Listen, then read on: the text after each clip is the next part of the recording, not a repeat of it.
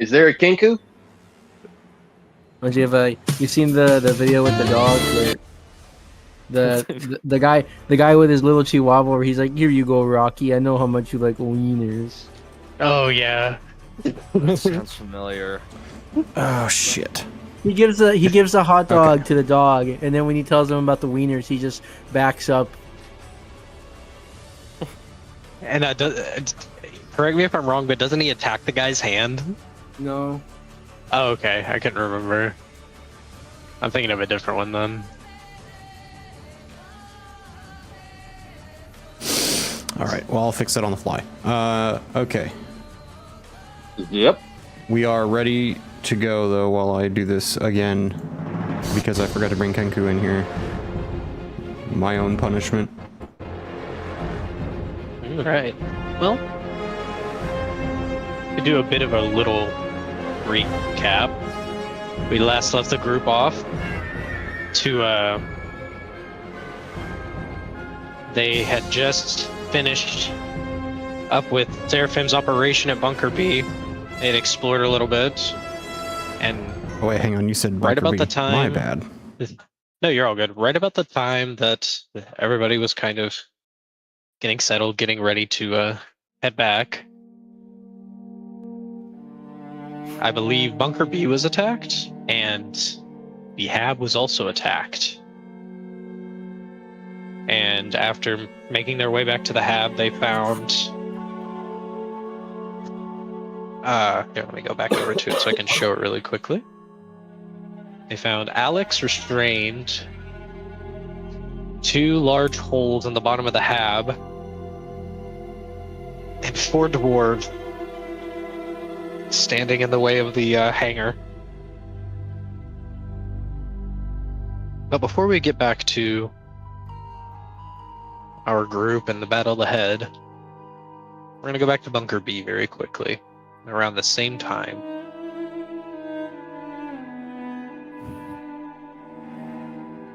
We will say that they have turned the alarms off, but there's still this blinking red light that is going throughout the bunker.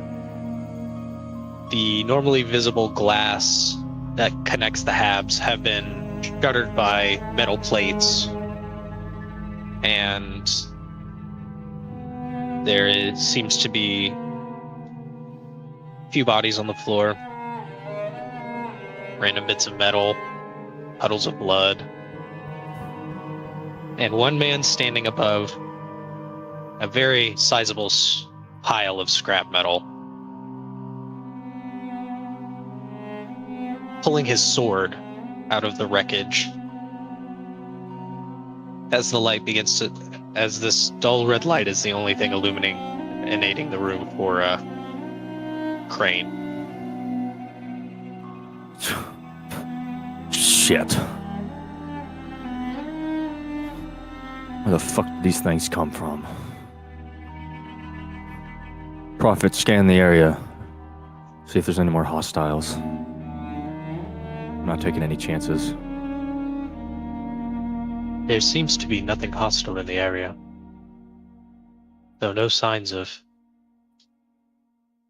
living allies either. At least not in the immediate vicinity. Keep on standby, alert me if anything pops up. And Crane starts walking around. Of course, Master. As you begin to kind of walk around, you make your way from the hallway that you had been fighting in for a bit, stepping over the hole that you had found that they had entered through, which was very close to the shore, probably right about here, but of course underground. But as you approach, Prophet just gives you that faint sonar ping in your ear.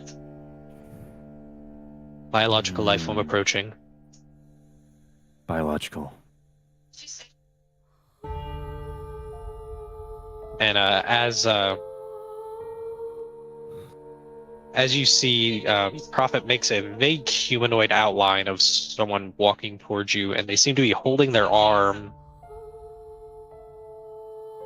Tallish, broad shoulders. After a moment, they walk up into the light, and you see that it is head of security. A elderly human man, very crude robotic arm, artificial eye, very large revolver in his working hand, shining a flashlight down the halls, and as he shines the light over your face. Son of a bitch, Crane, you okay? I should be asking you the same question. Which arm is messed up on him? His non-robotic arm. It is his organic arm, and it is his left arm. He seems to be, he has it in a makeshift sling, and he is holding the revolver in his robotic arm, which seems to be also not working completely well. It seems to be clicking as he moves it around. Oh, fuck. And, he puts his sword on his back. Hang on, I can't do anything about your flesh arm. Let me see your other one. And he's looking it over, pulls out a small screwdriver to maybe like screw in some things that may have come loose. You see that there are some loose screws that you're able to tighten, but there is a with this arm being an older model, it still has hydraulic lines, and you see that one of those has been cut, and the fluid has long since leaked out, and it seems to only be working on mechanical power to operate and move the joints, which explains the creaking and the clicking. Okay, stay close behind me. We'll make our way to my workshop. I might be able to fix that real quick so we can get you back into commission. You ain't gonna be able to do much good. Keep your flashlight up. Prophet, he pulls out a sword. Illuminate. I need to be able to see.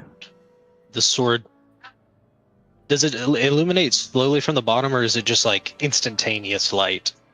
I think it's like slowly from the bottom, and it's like bright strips that like kind of go along the sword. So the whole thing doesn't light up, but it does. It has strips like okay. It has like LEDs on it. Hell yeah! So you see as these paneled sides illuminate slowly from the hilt up to the tip of the blade, and security officer Karthus hands you offers you his revolver. You keep that on you. It'll be better for you. I'm not a good shot. He adds it to his holster and then begins to slowly walk behind you. Hey, come on. Stay close, Karthus. I guess we make our way through the area, looking out for hostiles, but towards his workshop. As you are walking, you see one individual. It is an old man standing, staring at the wall.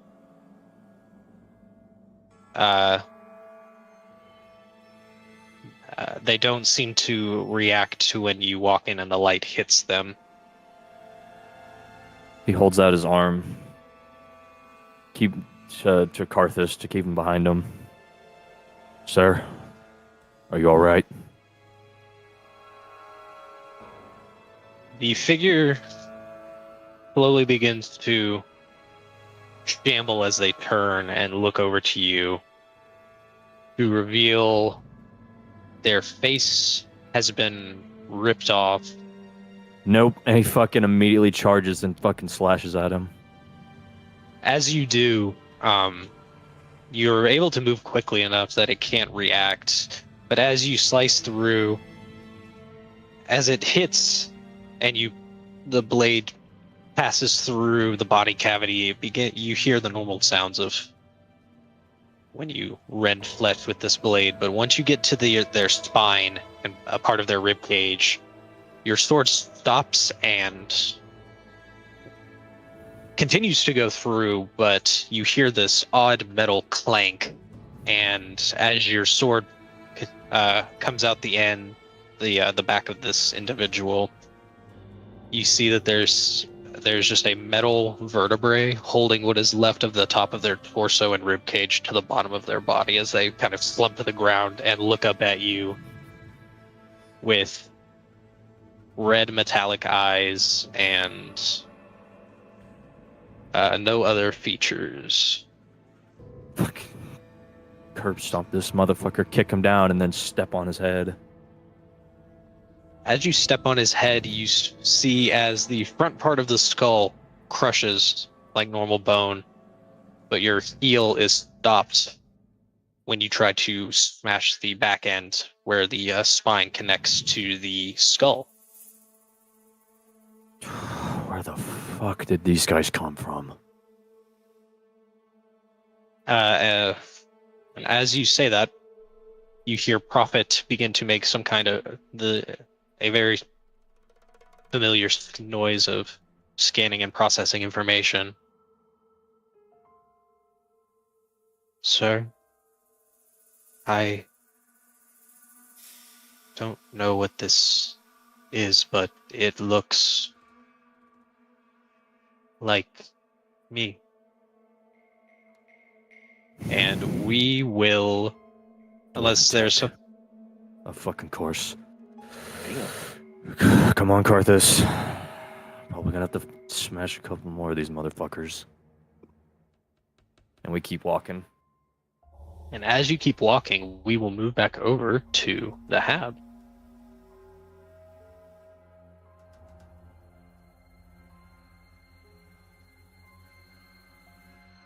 And where were we in initiative? Alright, we had just left off. Yeah. So we had just left off. Stone had attacked Dwarf 3. His attacks went through due to his large dog powers. That was a funny time for the music to kick in. Good timing. Oh, some good timing. Jesus Christ, his large dog powers! I prefer, I think a much cooler word would be mage hound. Yeah. Something about throwing names out no, there. yeah. No, that is a very cool term. I like that. My mage something hound's about a Shih Tzu. Okay. Are we ready to get back into combat? I am. All right. Andy. Starting.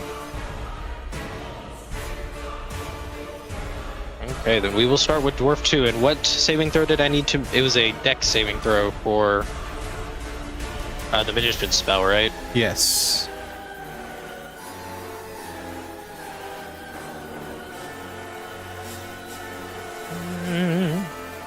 That is... Hold on, wait. Ooh, 21. Mutes it, beats it. So what does it mean if he beats the save? Does he take Give me damage still? one moment and I will tell you. I'm correcting one no last rush, my bad. minor mistake I made. Okay. Window. Tab. Into the wall. Skills. To the wall. Yep, that was going through my head too. So the rules drop down my balls. Yep. Okay, what did I say? Okay, this is black tentacles is what it was. Let's see. Dexterity saving throw or take 2d6 bludgeoning damage and be restrained. A creature starts to turn by.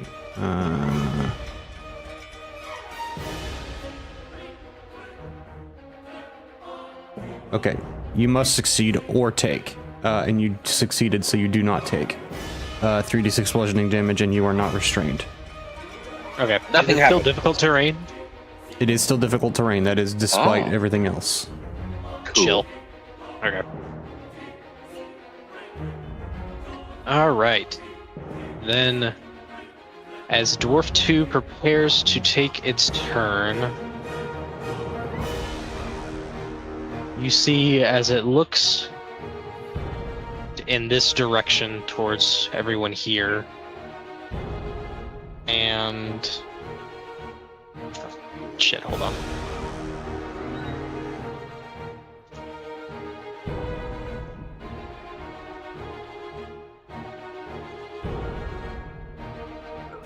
It raises its gun, and you hear that familiar sparking, and then you just see a gout of flame shoot out as it fires off. It casts Burning Hands, but it's shooting a flamethrower. It comes from the flamethrower. But it is going to come... It is a 15-foot cone, and it is going out this way. And I will... You know what? I will have it move up a bit, too. It will move right here, and it is going to shoot it... Yeah, right there. He's just going to take a few steps up and then angle it this way. Oh, grab the wrong thing. Shit. I like that. Yes. Perfect. And everyone in the cone will make a dex save.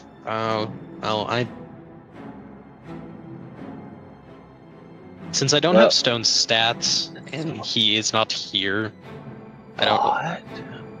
I will, his will be narrative. I will take care of that in a moment. I will let you all roll. Is the magician in it, or is he out of it? I can't tell. He is less than half in it, which is usually what I go by. He'd have to move up a little bit further. Yeah. Okay, cool. If he wanted to hit him. Okay. Which he has the room for. Okay, let me... I forgot how small that 15-foot one. I was ready to make my roll. Alright, so Dwarf 3 failed the save and Dwarf 4 succeeded the save. So that's going to be... So let me roll that damage real quick, and I will roll it for everybody to see.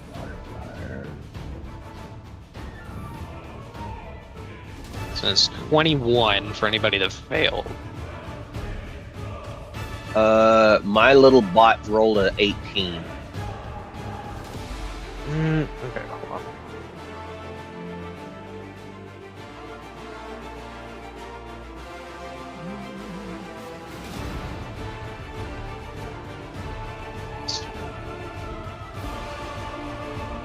Alright, he succeeded. Cool, so he takes 10? Yes. He takes 10, and you see as Dwarf 3, as it gets hit with the fire, you see as it heals. Oh. I figured that might happen.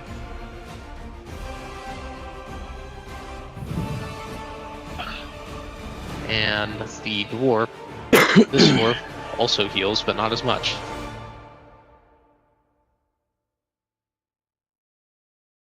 And Stone is burned, but he is okay. You see as the fire sweeps over him and singes his fur, but he is able to kind of cover anywhere that could have been seriously injured.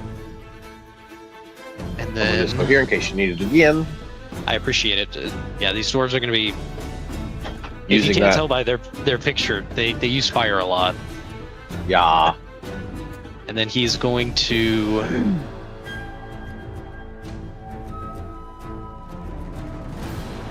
He has a little bit more movement. Yeah. He's gonna go right here with, the rest of his movement. And... yeah, he's going to take some shots at you, the magician. Shoot away.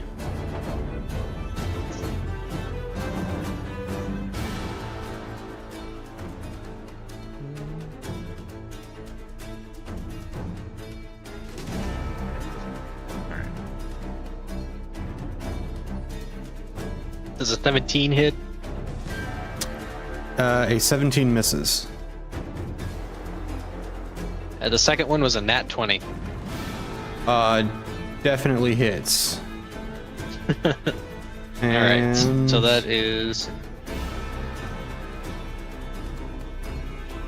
Time for damage. That is 21 bludgeoning damage. Or wait, hold on. Yeah, 21 bludgeoning. 21 bludgeoning. And that ends Dwarf 2's turn.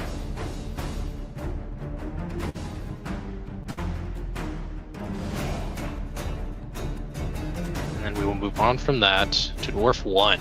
I will roll his dex save. Oh, he failed.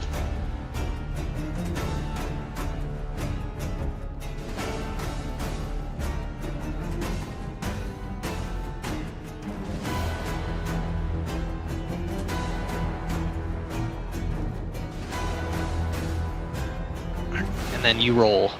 How many d6? And he takes 3d6. I have marked him restrained. Thank you.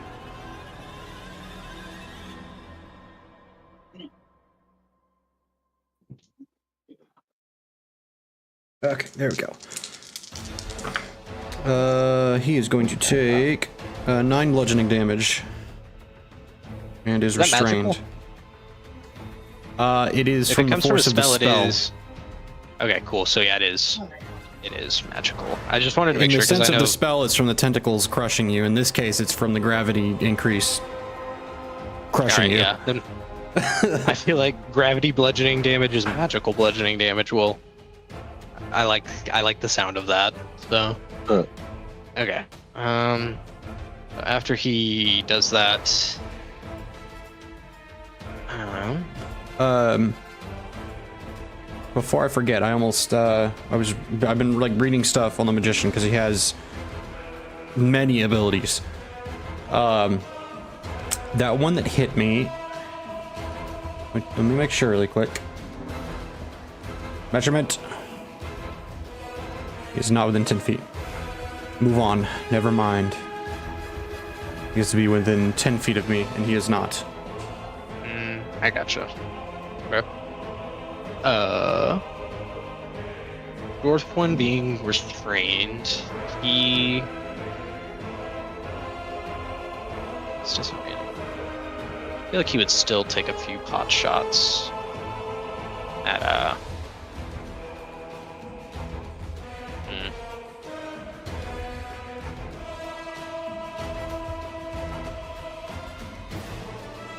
He will take a shot at you, Raziel, and...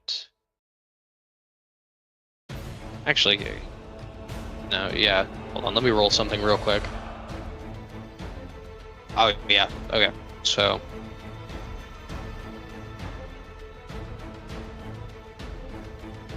Raziel does a...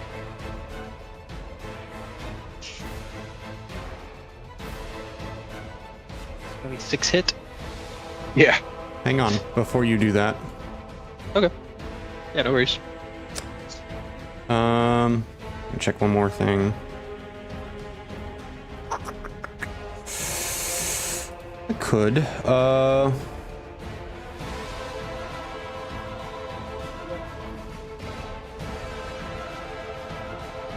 Which one is making the attack? 1. Yeah, 1. Well, I would say that's definitely within 240 feet. I would say so maybe. as well. Maybe just a little. He is going to need to make a wisdom saving throw for me before Alrighty, that attack give me is one landed.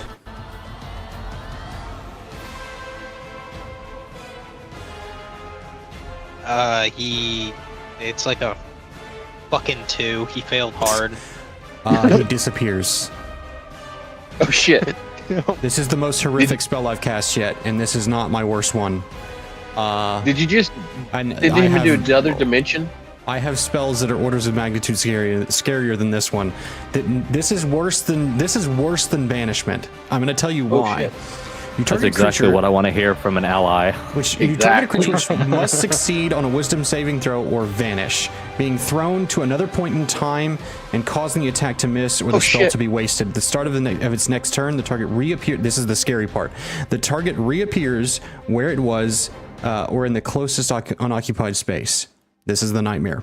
The target doesn't remember you casting the spell or being affected by it. So So it basically skips their turn. shooting a gun, horrors of all reality, and then I'm back. What was that? What the hell happened? At the start of its next turn, it will reappear. Somebody right.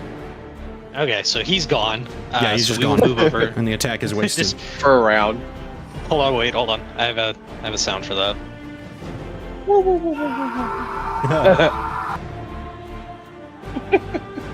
Suddenly cut off. Appropriate. And so, as after that dwarf is blinked out of reality, I'm going to make a roll. Have his character sheet up. Not.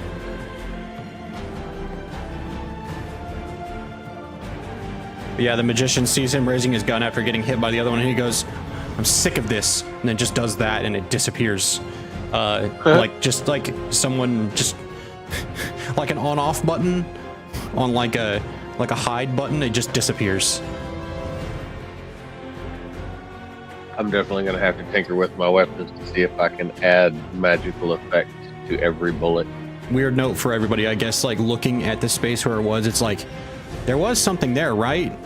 Or is there still something there? It's like really weird, kind of fucking with your head a little bit. Like a fuzzy. The spell is called Temporal Shunt, by the way, which is partly why I add this bit of flavor to it. Oh, Glimmer. Oh. But you all see as well, you don't. You're all, how far away are you all? Majority of the group 30. is about 35 feet away. Then yeah, you would all basically be able to see as you would see Alex begin to kind of thrash his head around. He isn't really saying anything, but he just seems to just kind of be grunting, trying to do something, and then you just see the helmet begin to glow as the metal begins to heat up, and he begins to slam it onto the ground, as he seems to be trying to get it off of his head. As we move over to Serena, Well, at the top of the turn. Serena is sick of these bastards. Actually, sorry, I just remembered there's one more thing I need to do. Go for it. I'm so sorry for cutting you off. I gotta click over to her sheet anyways.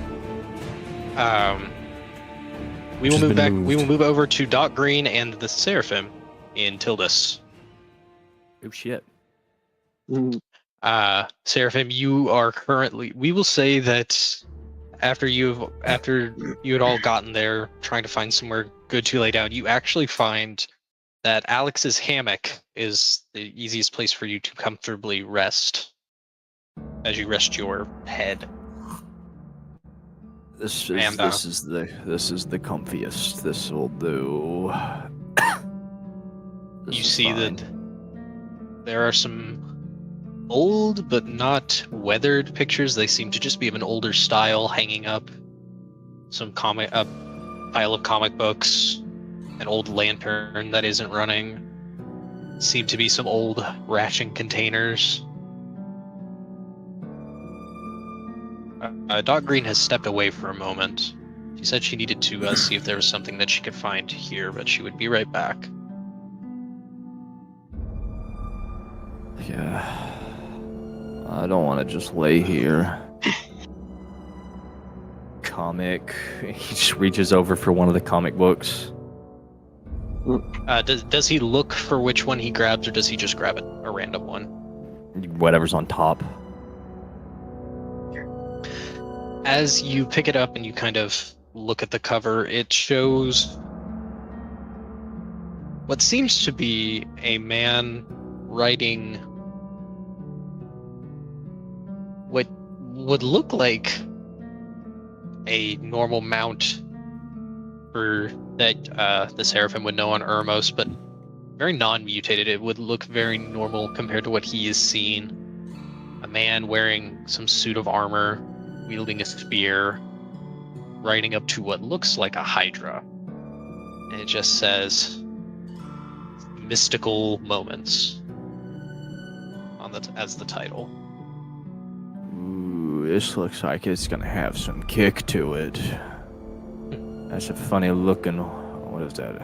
Is that a horse? Yes. It opens the first page. You would see that it goes into this epic tale of a kingdom on the brink of destruction and a knight who has to ride a steed made of pure light to fight this large black hydra as dark as the void. This motherfucker's got the power of the gods. He's going to fight the demons. This shit rocks. And as you're reading, Dot Green makes her way into the room, and she seems to have some medication prepared. She seems to be just kind of finishing mixing it, adding it into the syringe she usually uses to administer.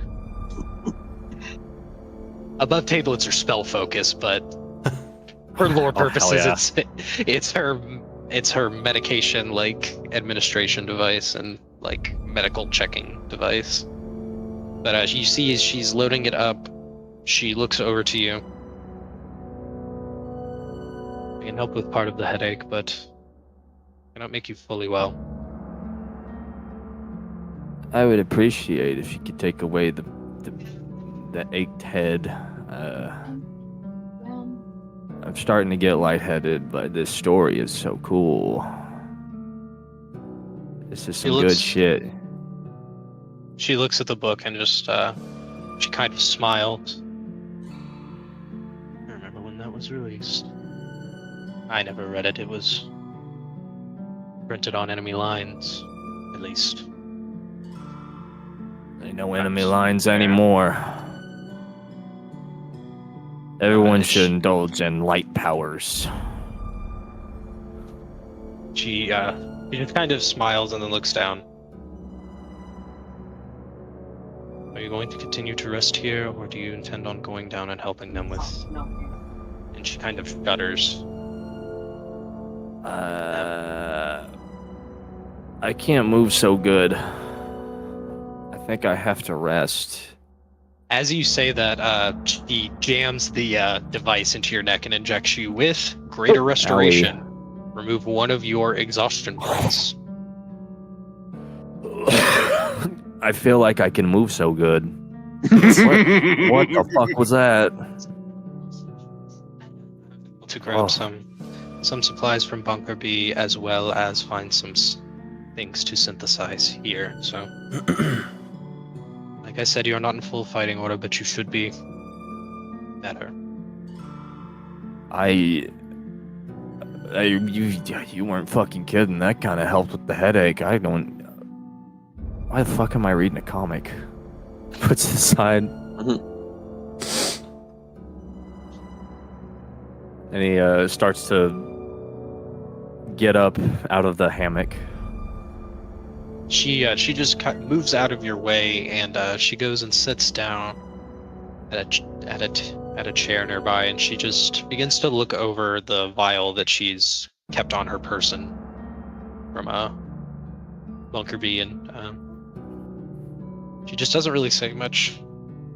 After that, she seems to just kind of move out of your way and kind of withdraw. He cracks his neck, looks over. Now that I'm starting to think a little bit clear, is that what I think it is? Is that me? In a way, I suppose it is. You know, now that I've finally got rid of the pain in my head, I feel sore, which is better than I have felt since I've been alive.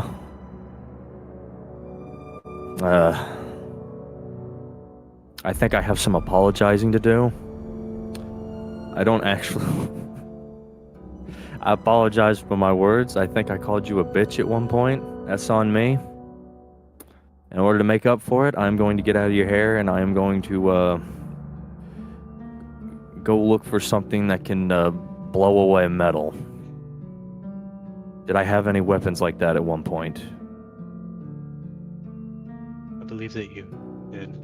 I think they are still in the armory, but did you bring? Good. You didn't bring any weapons to you to No. with you to Bunker B. They are all still on the hab. Okay, yeah, then they are all up in the armory still. Good enough for me. That's my first stop. He's just stretching. He's looking around.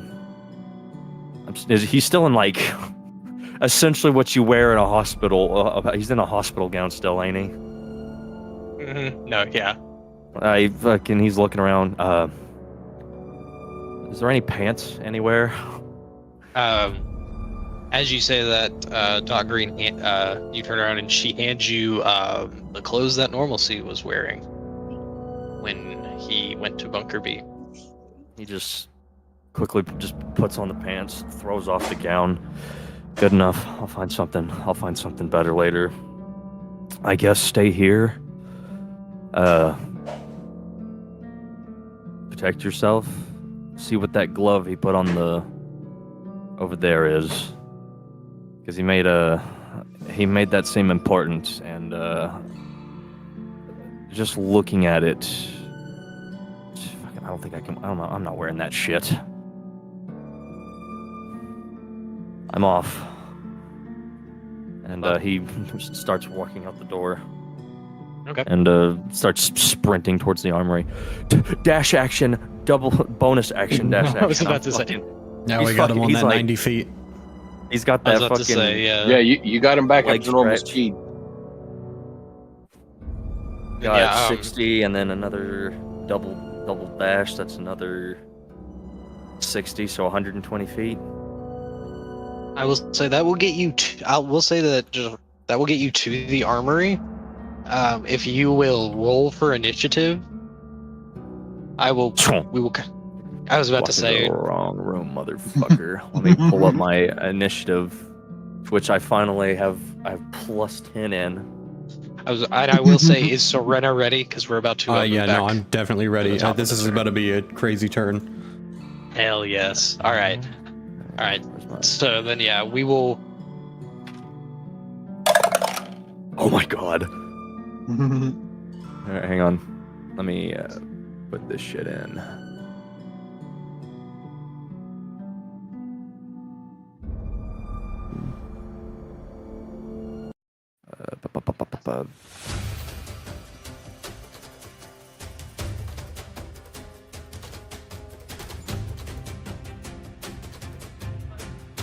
I rolled a 16.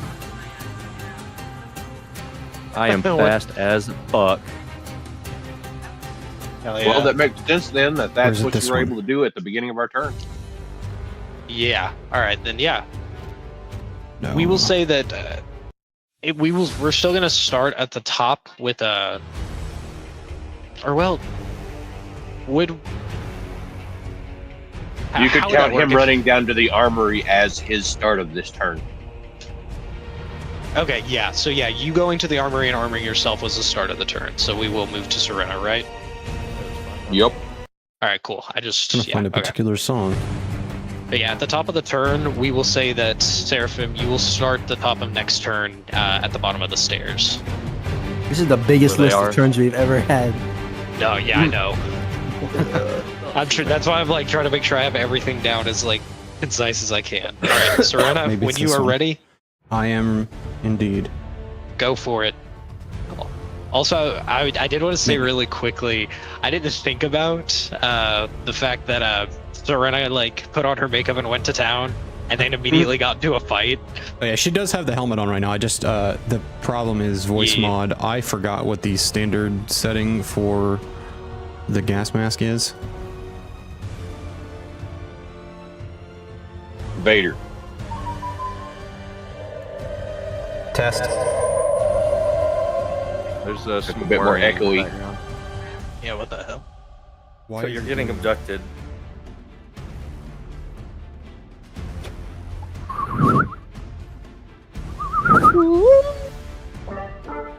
Switched me to my There it is. speakers. There it is.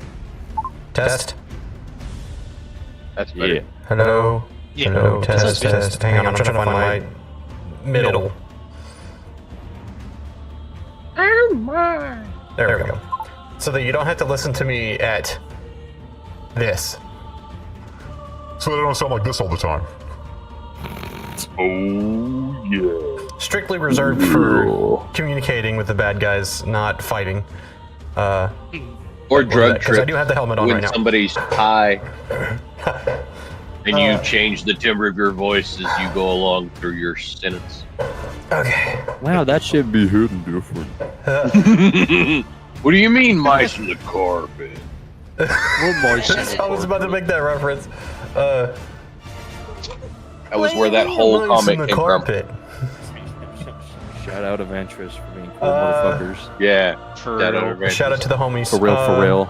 Okay, so Serena, now angry, is going to free action weapon swap, but it's not a free action, but it is. But it isn't. Thanks, DM, fucking Dungeon Master Guide, for being very clear on that. There's no such thing as a free action, but it's a free action. Weapon swap 2. I misspoke last time I named it. It is the Elven Plasma Rifle, not submachine gun. I was merging 2 guns in my head. The Radiant submachine gun that I've also been carrying around since since Green Cove, really. So I'm going to fire at this one because I will have. Yes, that one? Yeah, I'll do that one. I will have advantage against it because it is restrained. So that saves me that. First attack, I'm going to do a menacing attack. So D20 time.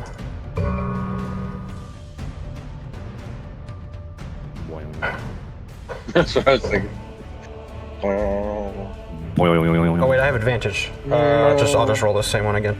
So 8 and a 2. Wow, that's really nice. So that's 17 to hit. Can I? No, does that? Flash of Genius that doesn't not work on hit. that. A 17 doesn't hit? Okay. Nope. Where's my fucking... Oh, it's not over here. Fuck. I don't have my little writing pad thing. And the second attack... that is a 19 to hit. Needs it, beats it. Okay. We have our number, gentlemen. And... Remember that. A 21 to hit. No, that's the third attack that doesn't exist. So...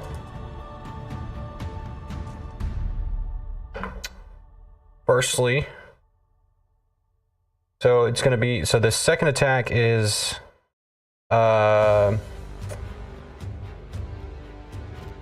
Just kind of unfortunate because I have to look at my fucking physically written down notes now to be reliable for keeping track of what my maneuvers are.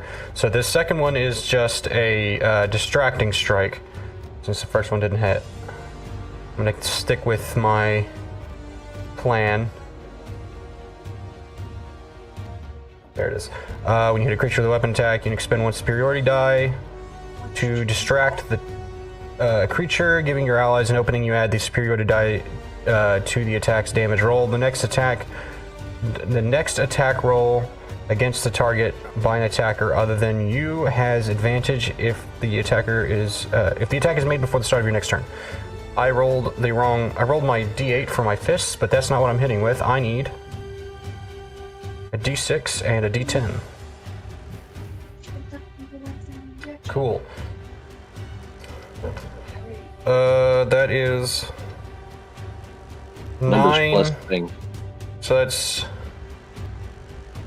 I don't know if we ever discussed exactly what kind of damage this is, but it's 9 damage from the weapon and 2 from my superiority die. Did you say the weapon was called? The plasma rifle. It does acid because it's like like bioplasma, so it's like a burning acidic damage. Okay, so yeah, it's like superheated tree sap essentially.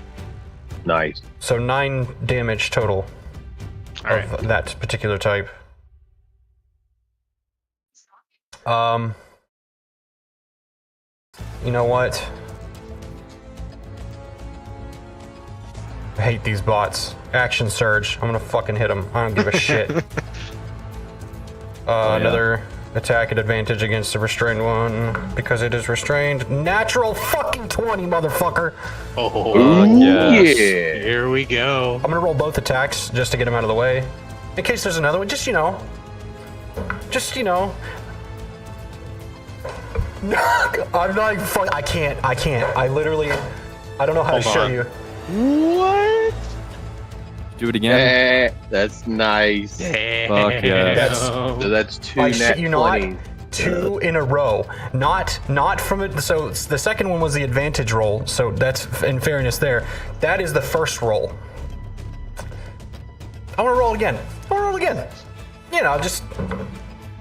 Okay, that one was a 10. Okay, so 2 natural 20s, you know, just casually on a fucking action surge, by the way. I can't even fucking, wow. Good lord, that's awesome. Holy Okay, shit. so that's Kill 2 yourself, of those. Jesus Christ, that's 2 of those. And I'm doing fucking superiority die on both, because I said that every one of these attacks on this turn will be with the superiority die. I said that in my head, and I'm sticking by it. Which is fun with this gun because that means I get to use this D8 instead of for my fists. I get to use it for my superiority die, which feels just right. Feels correct. Okay, wow, holy shit. I'm gonna roll it first. So already from the previous attack that hit, the next attack against it has advantage. You will notice it is very clear that you're gonna have no problem hitting it. It's already. I guess I didn't need to do the distracting strike, but I did it because I told myself I would, so it doesn't matter, even though it was already restrained. Shouldn't have done that. Lesson learned for next time. So this is why I need to change some of these, but I can't until next level. I'm gonna do a menacing attack, and fuck it, I'm just gonna double menacing attack. So I'm gonna roll the D8 twice. How many damage dice is 2D8, so that I can remember. That is, I'm currently holding 4 in one hand and 2 in the other. So that is, the big D8's cocked. It's an 8 on the Molly Mock, and a 4 on, so that's 12 from the superiority dice. I do want to ask, What? has Serena ever fired this rifle before? No, this is new. Alright, then I will have something to add after you add how she fires it at the dwarf and where she aims. Yeah, because we're still in the middle of rolls. We haven't even stopped to, like, explain what it looks like yet. Oh, shit, went out of tray. Okay, that's 5. Shit, I gotta re-roll the Molly Mock because I just 17. flicked it with my finger. And I missed the fucking tray again. God damn it. Go in the tray. Okay. So that's 5, 6, 7, 17 from the rifle itself. So The 17 29. plus 12. Jesus Christ. 29 damage. 29. So we are at. Is that already doubled? That's the number. That's everything. That's that 29 total. is the total damage. Okay. Were you aiming anywhere specific at this dwarf? I think 2 in the chest, 1 in the head. Keeping it classic. We hit with 3 attacks. That's just right. Serena, as you pull this rifle out, you notice that it's in a very sleek. It's all very like. It seems very folded up, but as you pull it up and aim it, you see the sights flip up as these elaborate leaves begin to form a natural sight for you. And as you right before you go to pull the trigger, you feel roots actually wrap around your arm and shoulder that you have shouldering the buttstock, as they they don't they attach to your armor, but just enough to provide support. And you feel the same thing kind of happen as you are holding it further out in your other hand. It just seems to kind of root itself into place as you take these shots, and you hear this hiss, and then it almost like just this acidic hiss as these bullets fly out, and as it like hisses through the air and hits 2 in the chest, 1 in the head, and leaves these rust spots as you see the metal begin to kind of slowly begin to sizzle and corrode. Okay, so it also needs to make a wisdom saving throw twice. For what? For the menacing attack. So if it fails the first one, don't bother with the second one. Is that for the frightening thing? Yes, this is for fear. You notice that nothing happens. Well, it took the damage. Nonetheless, and I am satisfied. I will add, Serena, if you have any prior experience fighting robotic enemies or constructs, you would realize that these things don't really have much of any emotions, so trying to scare them probably won't do. Any good? Okay. That's my in-lore way for saying that you now realize that they're immune to being frightened. And then I will use my bonus action to Secunda Wind. And I will do that during the next person's turn, because that is the end of my turn. Hell yeah. Oh, Maxon, I didn't want you to forget, you have your helmet, and I think we talked about having an attack with thunder damage? It has thunder damage. Okay, yeah. There is something more. There is something else important that I need to do once it comes back to my turn, so. Yeah, no worries. I remember that, and I wanted to bring it up to you as well as we. I also have we rested. I remember, so I still got full charges on my rocket boots. Mm-hmm. Okay, so Raziel, what are you doing on your turn?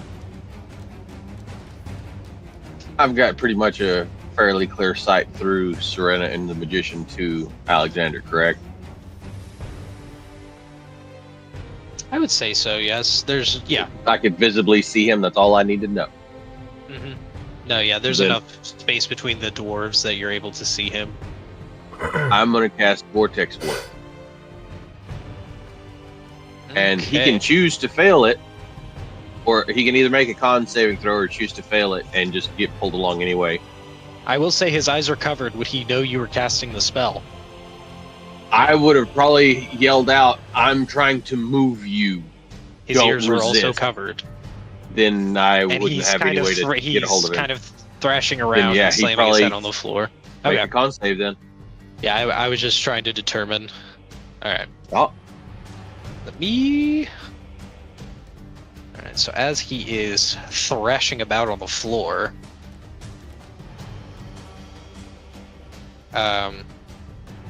It's a 27. Fuck.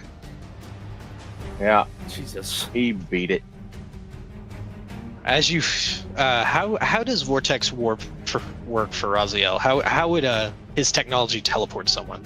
Just because I'm curious. I was honestly trying to think of the same thing earlier because I haven't really thought of a way to figure that one out yet.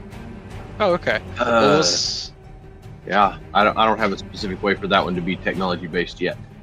Okay, we'll say that as you go to prepare, as you cast this, you send this technology over to try and move him through space, you just feel this otherworldly presence just gun the magical energy away.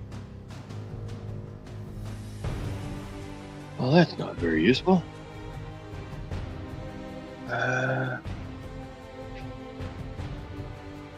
Can I do an attack, a bonus action attack with my revolvers if I haven't used it for a main attack? I might be wrong, but I swear your thing said you had to attack to use them as a bonus action, but I might be wrong. I can't remember. I'm trying to find it. real quick. Yeah, no worries. I can't remember specifically. There's the beach. Sharpshooter, I think.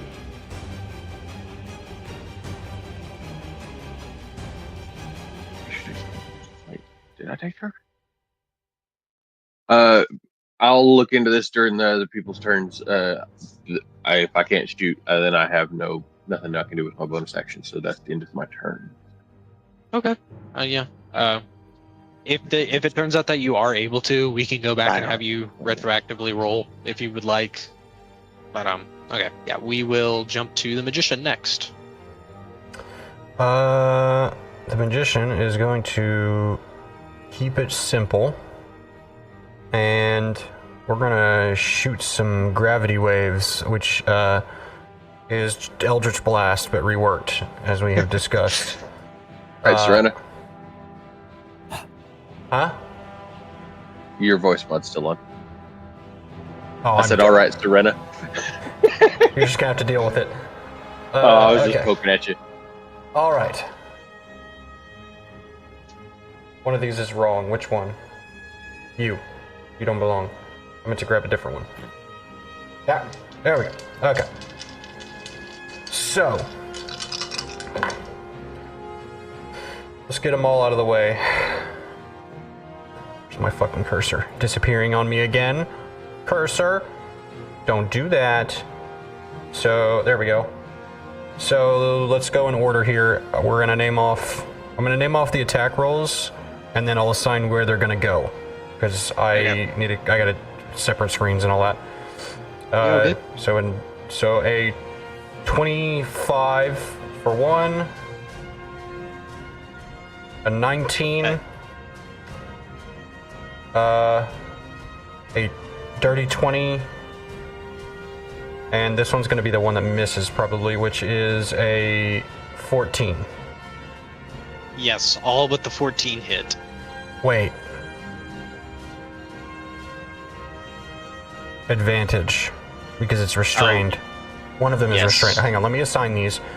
Which Two I of was them are thinking in my restrained. head that it was going to go 2 and then 2. So like 2 here and then 2 here. Was my plan that I was thinking. I just wanted to look at the map before I decided that. Okay, so that is the case. So the fourth one, which would have been at this one, will miss.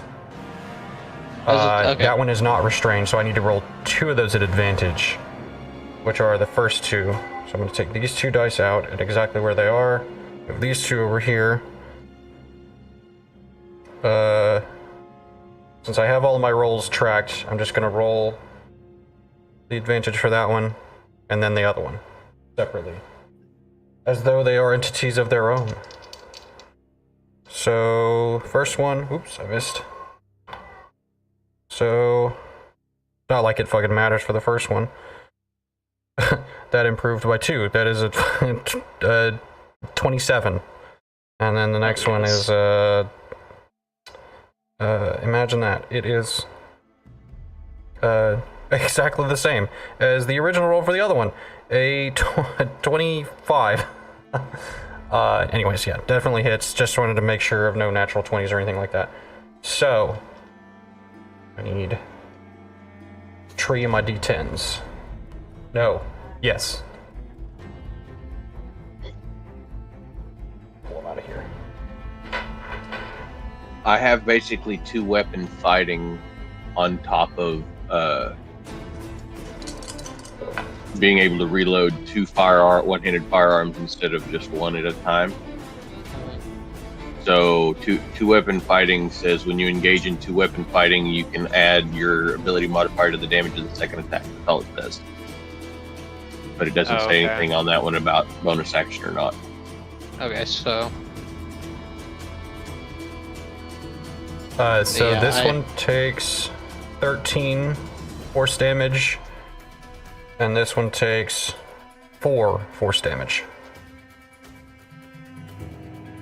And the magician just lifts the pen out and like holds his hand out, and you just see these ripples of air, like kind of in sort of pockets, wave through the air and hit these things.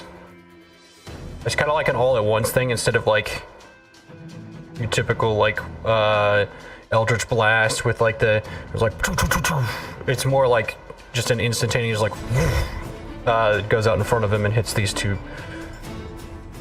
And then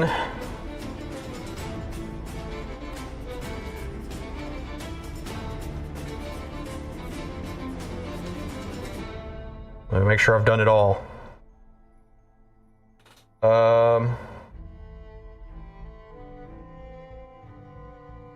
I think that is it for his turn. Maybe a little movement, but yeah. Okay, so he's just gonna move a little bit to make access for everybody else. He's gonna back up a little bit right here. And that will end his turn. Okay. All right. We will move to Dwarf 4. Does he have to make another saving throw, or is he just restrained? Every turn, I believe. Okay. He also has to make another Wisdom saving throw because of my guardian, my swarm. All right. Movement. All right, so Dex. He got a nat 1 on his Dex save. Ouchie. You got. Okay.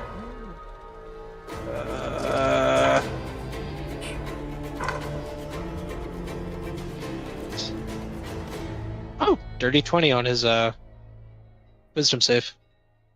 He passes, so he takes half damage. Cool.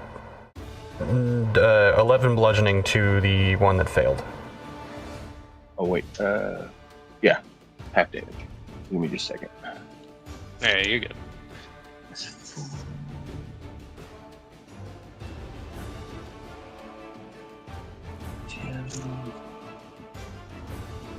He takes 5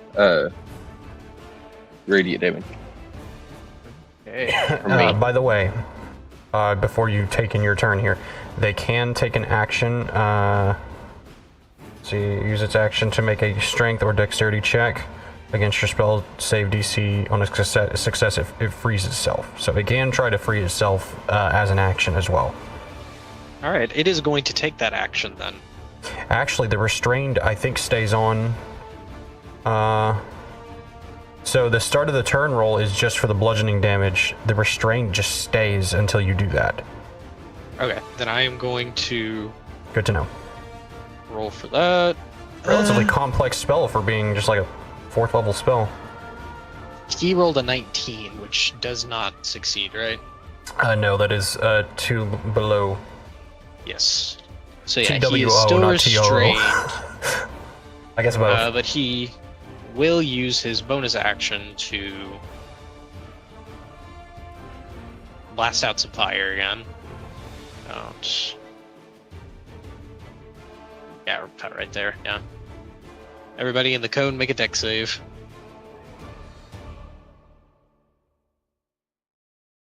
As he tries but fails to free himself, he lifts the flamethrower up just enough to point it to you all and pull the trigger.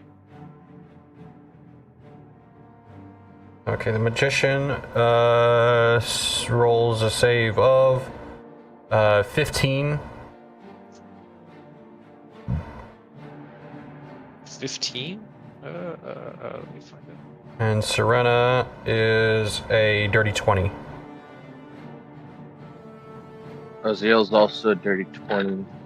Raziel and Serena succeed, but the magician fails. And my spider also, he actually passed me. He got 1 above me. Actually, Okay. it's more than 20 for Serena. It is a lot more. It's, well, not a lot more. It's 22, actually. You should add the shield's AC to the roll as well. Because of Shield Master. Shield Master is so fucking good. If you play a shield character, get Shield Master. It's amazing. What was it? Alright. Because of this, I will also take no damage. Due to You remembered. Shield Master. Well, no, this time I just succeeded. 19 fire. Okay. Or none if you have Shield Master. Or half if you succeeded. It would be Would 9. half be 9? Okay. Yes.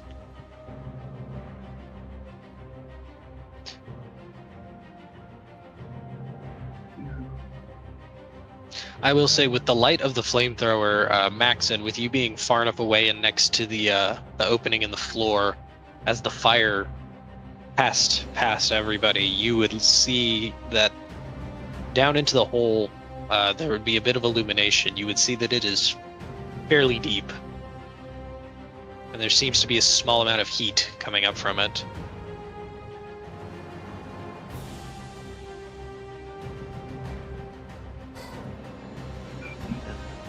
That is all that he is going to do for his turn. We'll move to Dwarf 3, and I will make him make his saves. First, the dex. He failed his dex. Oh, he rolled a nat 20 on his wisdom save, though. I'm gonna pick this up and slide it to the side for further use. Yeah, no problem. Just in case they move or something crazy happens. A half of my 3d 8 was 7. Okay, so he takes 7 radiant, and then did you roll his bludgeoning damage? Oh, sorry, I wasn't listening. I was adding damage to things. Well, to the magician. Yeah, you're like it's a secret. You're good. That is... Damn, I'm almost rolling... I rolled really close to the last one and the one before that.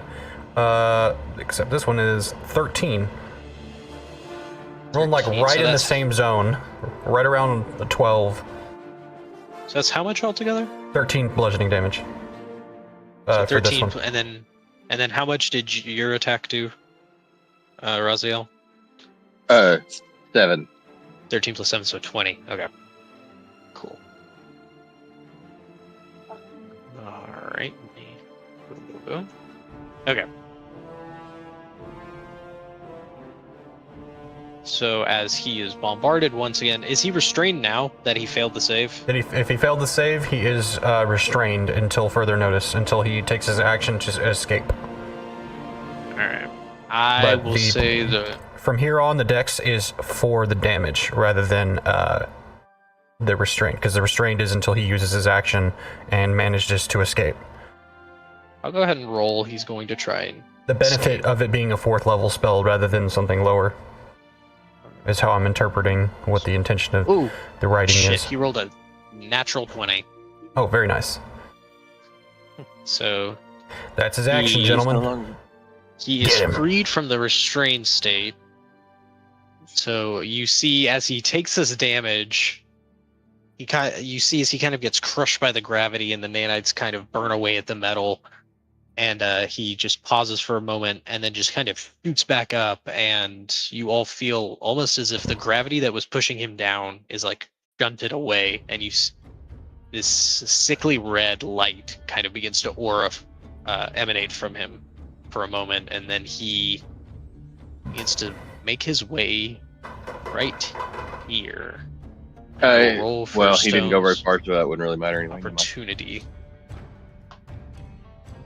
My circle's difficult terrain. Okay. So yeah, no, yeah, I took that into account. Yeah, he didn't go very far, so it wouldn't really matter. Stone misses his opportunity attack. I will add that to everybody that can see, Stone seems to be looking very sluggish. He seems to, his tongue is out, mouth is open, he seems to be panting, very kind of sluggish, almost like he's disoriented in a way. As he kind of lethargically swings and misses at this machine moving past him. And then after that, Maxon, it is your turn.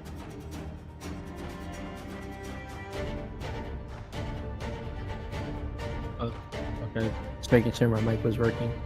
Okay, so what is Maxon? What is Alex doing right now?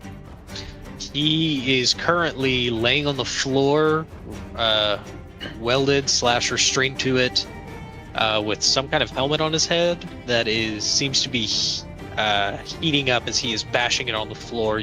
I won't make you roll perception. You're assuming he's trying to melt it off his head and bash it on the floor to aid in that. It's alright, I got this explanation, Gavin. Mom said he's grounded. Tantrum time. Mom took the Xbox controller.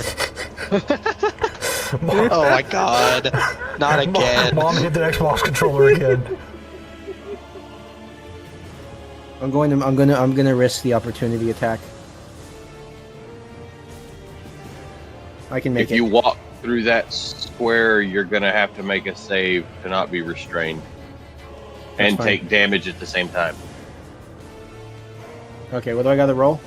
You have to roll Yeah. a dexterity saving throw. Should I use the...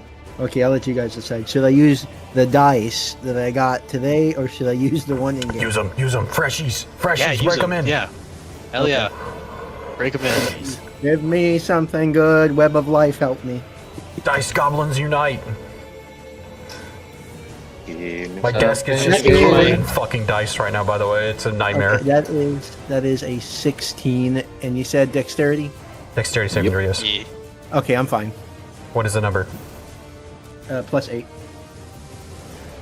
So it's 24. That's a 24. Yeah. Yeah, okay, you're good.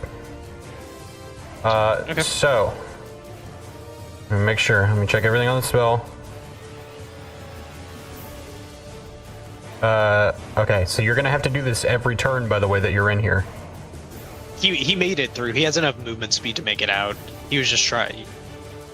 He just needed to make sure on that Okay. initial pass through. I wasn't sure what he was Okay. doing. I was just on the other screen. I wasn't sure. I just wanted to make sure that he wasn't going to stay in there because the DC is 21, so the likeliness of making that every turn is low. And I don't want you to have to take unnecessary damage.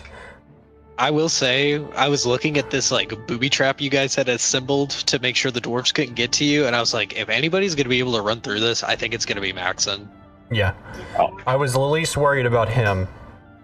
Him and Serena, because they both have extremely high dexterity.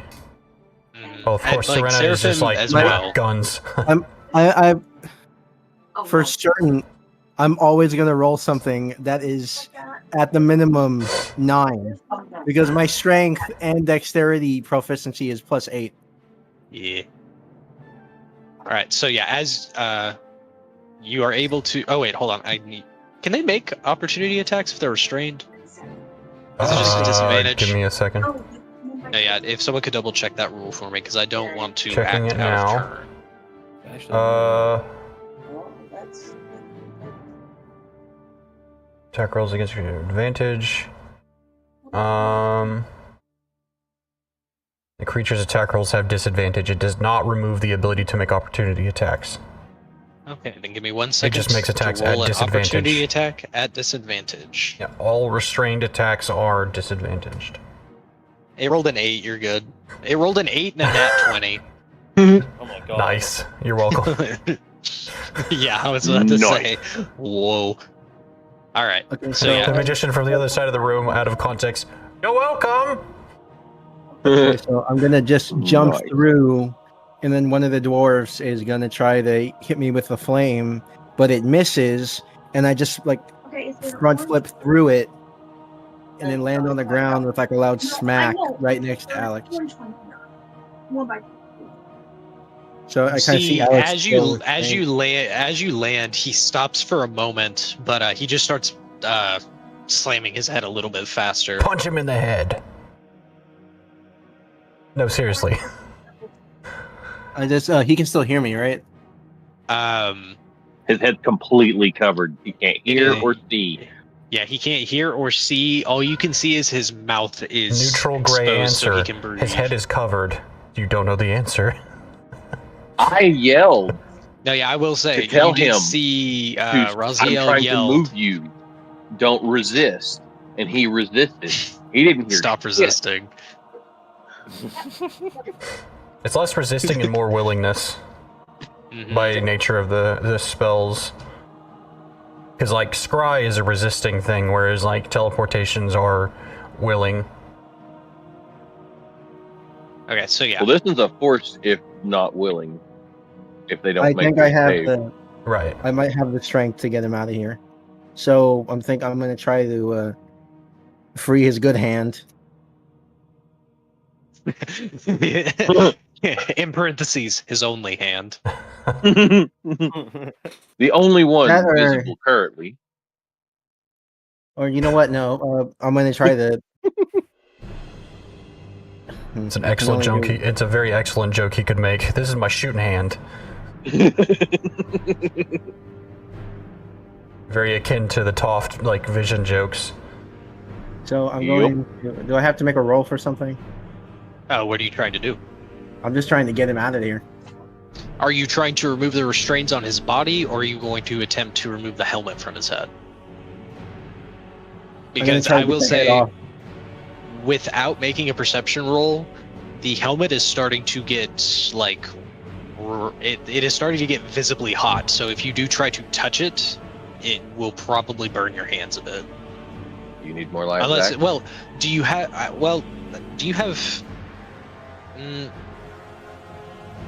You will take some damage, not a whole lot, but like it will definitely burn your hands to grab this. Unless, like, if you're doing quick strikes, I will say you probably won't take it. You might take a little bit of chip fire damage, but prolonged holding it is going to burn your hands.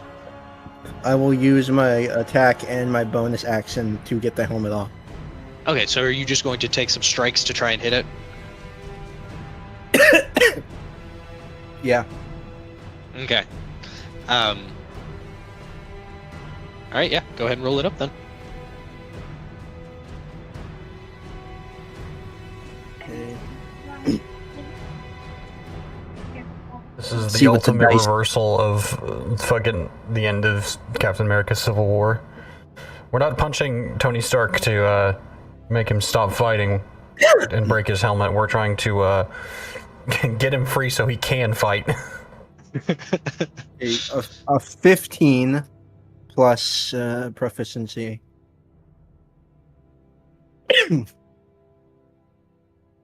Proficiency bonus is plus 4, 16, 17, 18, and 19.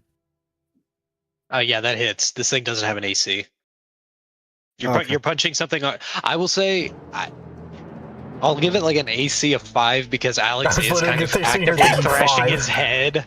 I was thinking because like you do have to kind of plan it to like when Alex is like thrashing, so you don't like miss. Yeah, most But things that's that don't have an AC, quote unquote, it's like AC 4 or 5 usually if you like dig through the books. Rule of 5. Yeah, it's super low. 5-second rule. But yeah, you definitely hit on that first attack. Okay. Are you going to roll for? You can roll for the damage since your second attack. You get extra attack, right? Or are you only able to attack with the? Or no, you have different ways of attacking multiple times, so you don't have extra attack because of your boxer class. When you hit a creature with an unarmed strike, you can use your bonus action to make a power punch, or there's also a punch sequence where I have to hit something, and then I can keep throwing an additional punch for every 3 rhythm points I have. Yeah. Okay. So yeah, go ahead. Yeah, if you want to roll for your second attack, you can go for it. But if you want to roll your damage first and see how that plays out, you can. I'll roll the damage first. Okay. 13 plus. It's without the proficiency. Why'd you roll a d20 for your damage? That's what I was wondering. That's a lot of damage for one. Hold up. And then I close you're my all good. by accident. It's all good, man. No worries. It's a late night already, dude. It's 11. Ain't no telling. My damage is a D6. Okay. Okay. So yeah, roll that d6 and add the proficiency and everything. Or not proficiency, your bonuses. Alright. Well, which bonus is that? Is that It would just be your strength, right? Yes, strength is plus 4, so 9. All right. With this first punch, as you strike it, you see as the helmet strikes the floor pretty hard, and Alex stops banging his head for a moment, and you just see the helmet kind of turn in the direction of where you're standing, and you just you see the mouth look up and go, Maxon? Tap him on the shoulder saying yes. Yep, that's the idea. All right. That would have been my best bet. And so yeah, he has stopped moving his head, but you do see that it is still heating up, and he sounds kind of disoriented, but he seems to kind of be holding his head still, and you just hear him say, I think if we can do that one more time, we might be able to get this off. See what I get again. Dice, be kind to me once more, please. It landed on the floor. Oh no, it's trying to run away.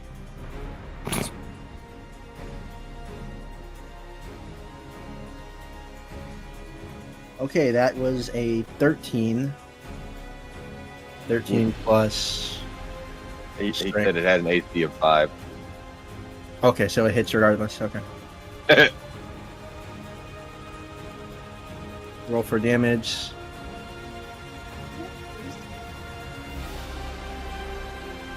Oh, a 6 plus. Nice. You got 10 damage that time? Yep. How do you remove the helmet from Alex's head?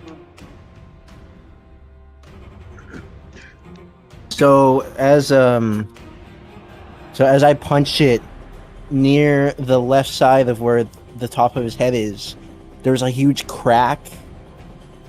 And then I make my hand into another fist, and then with the bottom of my fist, I just punch it where the crack is, and then it starts to shatter the helmet. As you hit that crack and it begins to open up more, you see a crack go down the front of the mask, and almost as soon as that crack forms, you see a beam of bright light blast out and cut a pretty sizable gash into the wall of the hab over here as the helmet begins to slowly melt away, and Alex shakes it off of his head and begins to kind of look around and look over to the dwarves. And he doesn't say anything. But Max, and I'll say, with you being so close to him, the immediate air gets a lot warmer.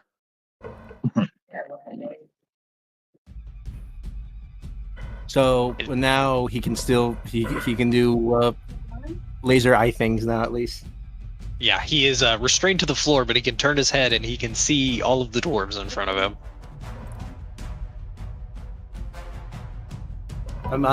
Maxon looks to Alex and tells him, "We have some uninvited guests. I'm gonna get you out of here." He doesn't say anything, but you see that, metaphorically speaking, not literally speaking yet, he's staring a hole through Dwarf 4. He knows. Alright. That's my turn. Okay. Then Fitting that he gets freed and this song starts. No, yeah, I was about to say. I'm talking to Kyle specifically. Well, Then we will, as we move to Stone's turn, Serena, with you being the closest to him, he is now leaned against the wall, holding his head. Interesting. Very, like, almost sliding back, but you notice he doesn't, he's taken some burns, he has some cuts and bruises from the fight, but you've seen how hurt Stone can get, and he seems to, like, there's something is bothering him, something is wrong, as he kind of begins to slowly make his way back, and you know what? He stays on his feet for now, but you see he cannot seem to move away from the wall. One hand on the wall, one hand grasping his temples. I have to step away for a second. I have food in the oven. Oh, you're all good. No worries. Then we will circle around from Stone over to Dwarf 2. We'll roll for his dex save. Oh, cool. 21. So he is chilling. He is just going to walk over here. And he is going to take Serena I'll move him up a bit more, and he What is was actually. half his damage? Oh, It doesn't take half damage. oh yeah. It's all or nothing. I forgot about that. Sorry. Yeah, it's all or nothing. Once it fails, it's restrained. But after, other than that, it's all or nothing. Forgot about that. Sorry about that. You know what? I think with the rest of his movement, it would put him right here. Make a wisdom saving throw. Yes.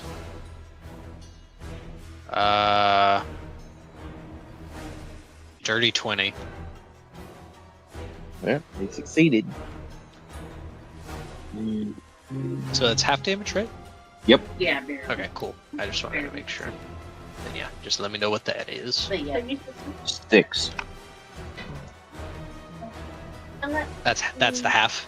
Yeah, that's the half. I rolled 12. Alright, cool. Hell yeah. Okay. Then as it makes its way up, Serena, it is going to look to you, and it's going to lift its massive, heavy firearm over its head. And as it brings it down, you see a war pick flick out from the bottom and come down towards you.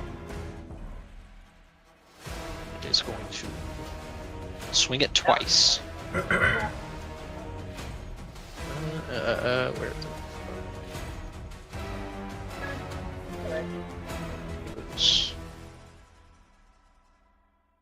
24 to hit. 24 hits.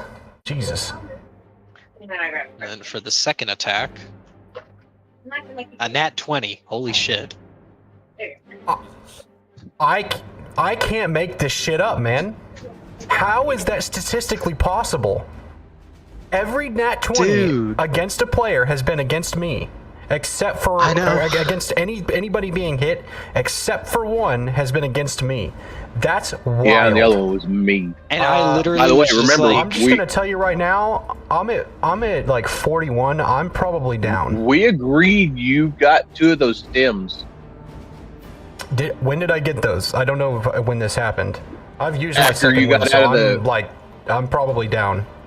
Oh no, this was before, after you got out of the pod, after basically being downed by Seraphim.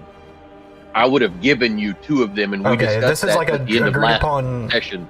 like retroactive. Yeah, thing. I I'm talked fine. about it between all 3 of us Okay. at the end of last session. I was reading Because like I had like 7,000 4 of things, them. wizard sheet I remember Kyle mentioning something about spreading out the stems and giving them to the people that got injured recently. So stuff. Okay. it has. Okay, that is 15 total. Okay. Oh wait, hold on. I need to roll 2 more. So remember 15, and I have to add 2 more because 15. one of those was a nat 20. 15 plus 8. Piercing. 23? Yeah, 23 piercing. I am at 18. Oh, Fuck. I am down As this- after on the next turn. The next dwarf. As the dwarf swings, he swings it once down into your shoulder, and then he rips it up and swings it back again. It hits you into your ribs, into the same side as where he hit your shoulder. I think I'm just gonna wear like just like a stack of 8 pillows on all sides of my body, just a giant pillow suit everywhere I go. I think that's what Serena needs. It's like there's no measure of like counter a response. Like I've got everything that I can ideally have while also catering this character to the way that I want her to be. There are no things in 5e to do this other than like if we had like a grave cleric. And we don't. Because the magician can help with people's attacks, but he can't prevent nat Crits 20s and shit. or hits only through certain spells, and that's a 5th level spell, and he's running dry. So yeah, I just have to take it. So let's have it. Dwarf number 1. What's Yeah, I was about to say, let's he's gonna Let's make see. his dex save. He failed his dex save. What's your AC, by the way? My AC? Right now Yes. it's 17 because I have the rifle up. When I have my shield up, it's 19. Okay. I have the highest AC of our group. And I have the middle of the health. But I'm gonna have to get tough because apparently statistics and probability hate me. I never just even don't took a understand stat because class. I literally swapped it over to Dwarf 2 and I was like, this is gonna seem like such an NPC ass turn because he's literally just gonna go to the closest person and swing Yeah. on him. No, it's And just then it how was it just goes. like, yeah. Yeah. Because like there's no person or even the enemy that I'm frustrated at. I'm frustrated at probability. I'm mad that I probability know. exists. Because it's insane. You take 10 bludgeoning damage, dwarf number 1, Hell yes. and may still take your action to try to escape. He is going to do that. Let me roll for that. Yeah. 22. Oh fuck.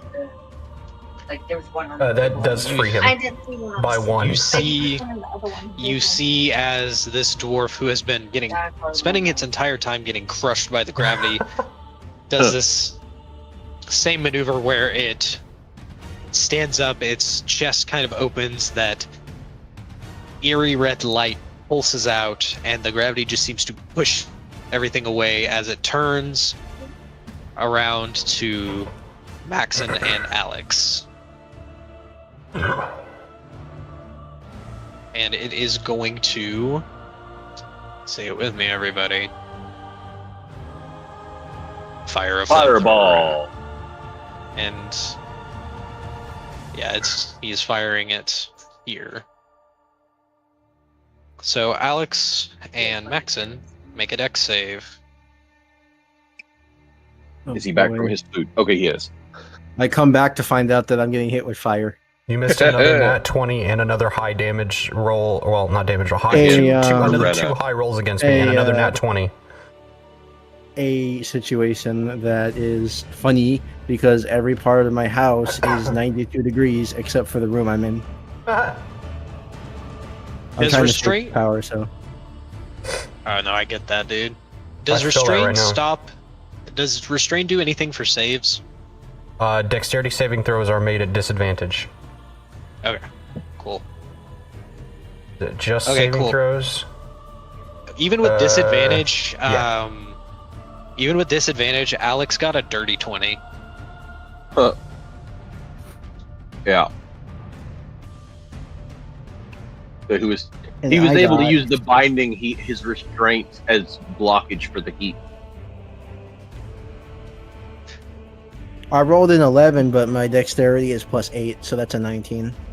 Nice. Okay, yeah, you succeed, so you will only, yeah, you'll take half damage.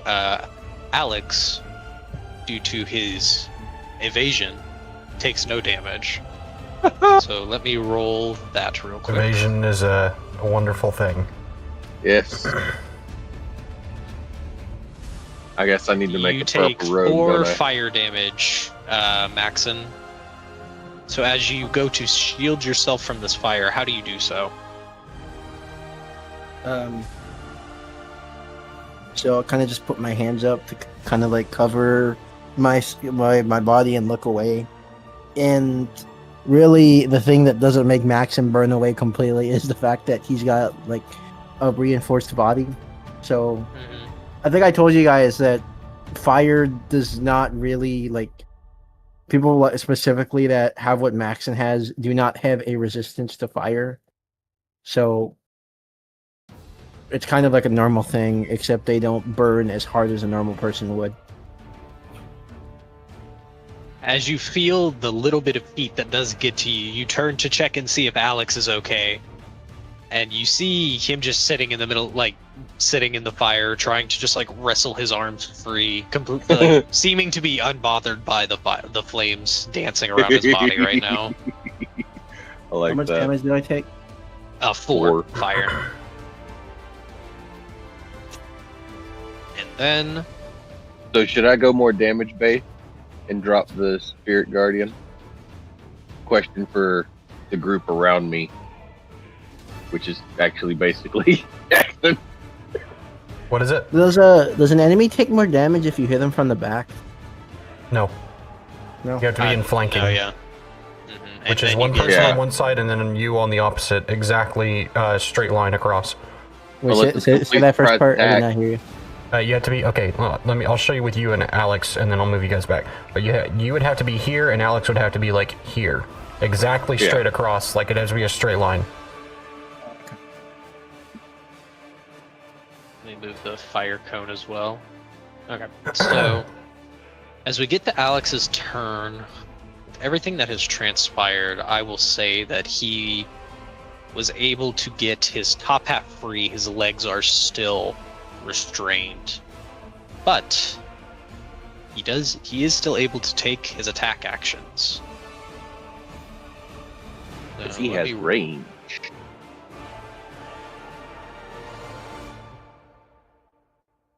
Dirty 20 hits.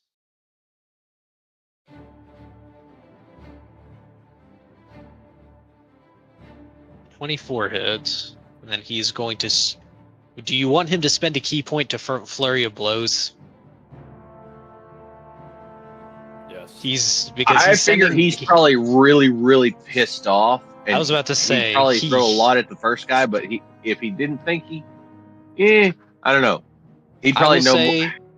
He is either going to throw everything at dwarf number 1 or dwarf number 4 because they're the ones he can see. So I will leave it up to the I'd say party. it'd be 1 because he's the one. closer one that just now tried to set him and his friend on fire. Then I will mark his key point, and I will roll his 2 other attacks. The nat 1 misses. And that was cocked. Let me roll it again. Alright, so he is hitting with 3 of his attacks. All right.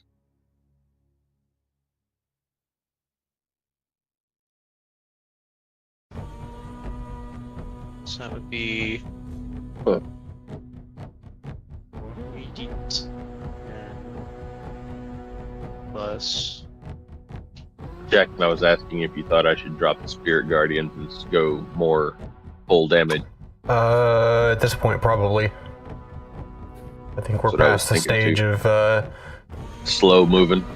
like AOE slowing them down, ticking away.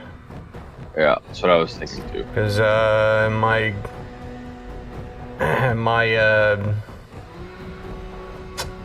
trying to think of the gravity name reflavor for black tentacles. My gravity anchor, Okay. I don't know, is going to go off next turn. I'm going to drop that because they're moving around and moving out of it, which actually I need to find out if restrained is lost when the spell drops.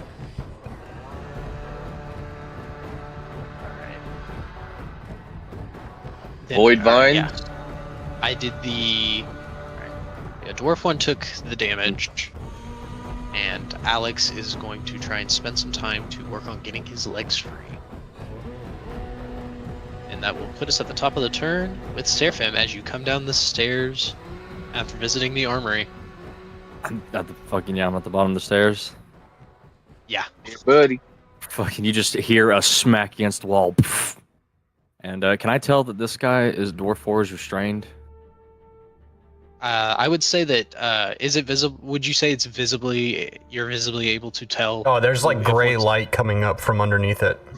And I would say he looks like he's being like crushed under a vice. Like he just has some kind of invisible weight just being dropped on him. Yep, he ain't moving. You just hear you hear a Advantage, thud by and the then way. just mocker. Yeah, That's yeah, why he was exactly, checking. that's exactly why I'm attacking him I first. figured. I was just making sure. And he just, you hear that just a smack, and it's like, oh, he ain't moving. And then fucking, with the fucking laser AMR, I'm gonna fucking shoot it for 4.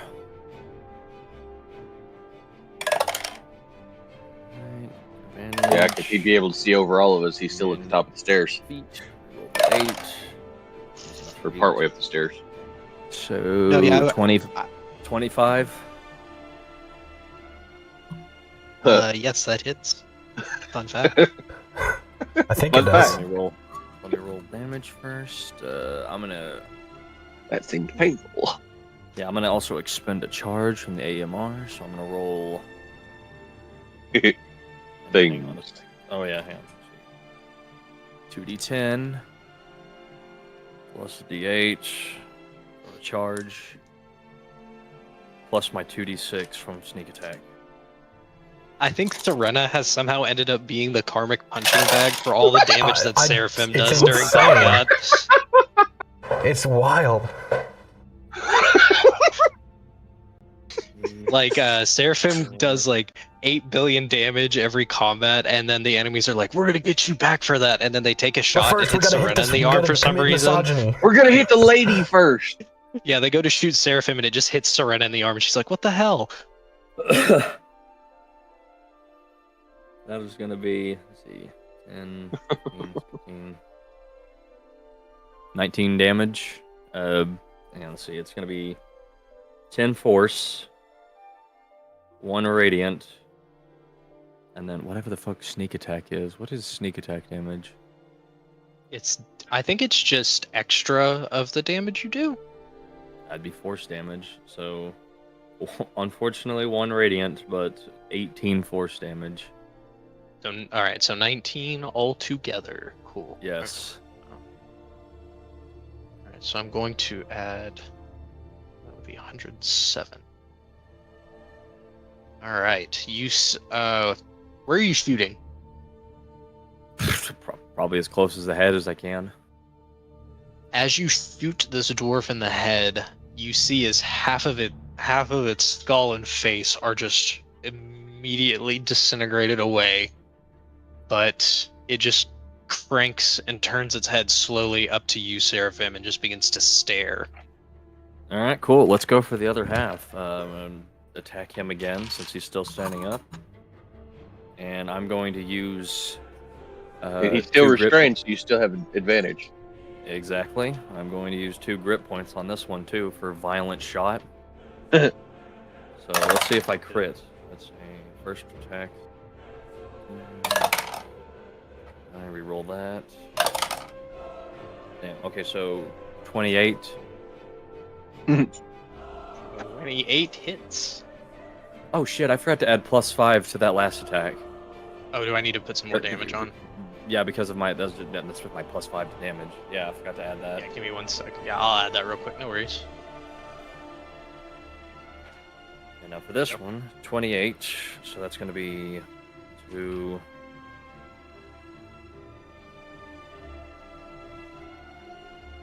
Where are my d10s at? I need 4 for this one. Just dump out my whole dice bag.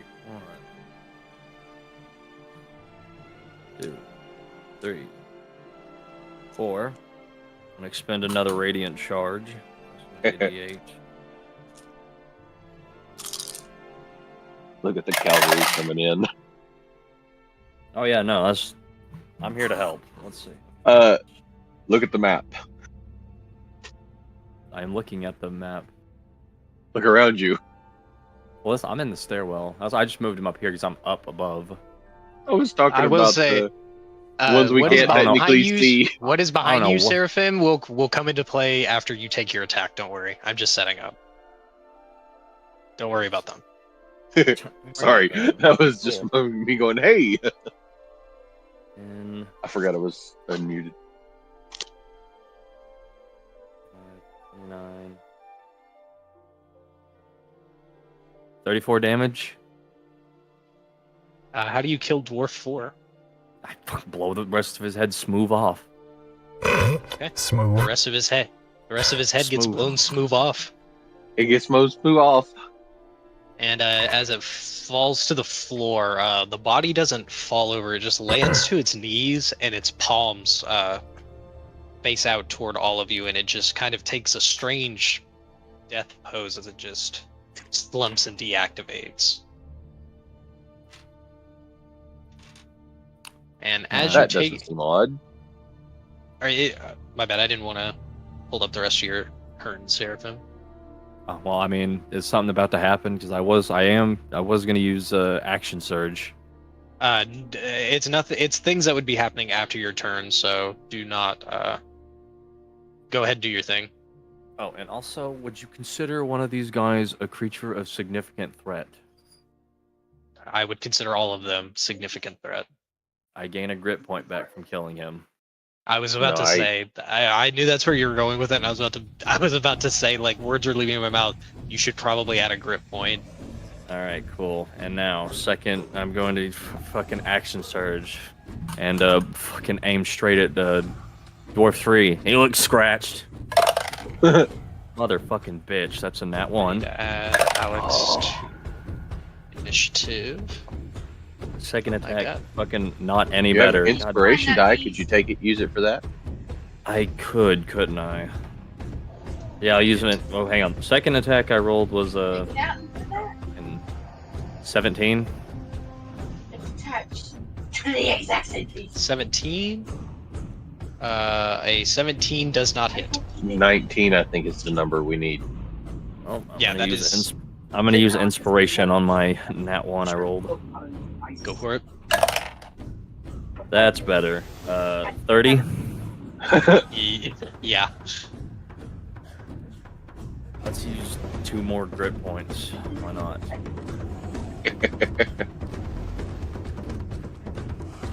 And another expended charge. So that's it's all these dice again.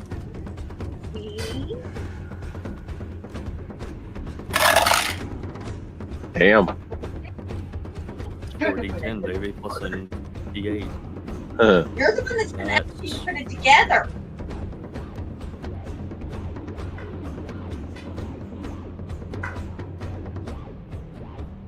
Gonna 32 damage. me, I'm gonna do you the same way. To which one? Dwarf 3.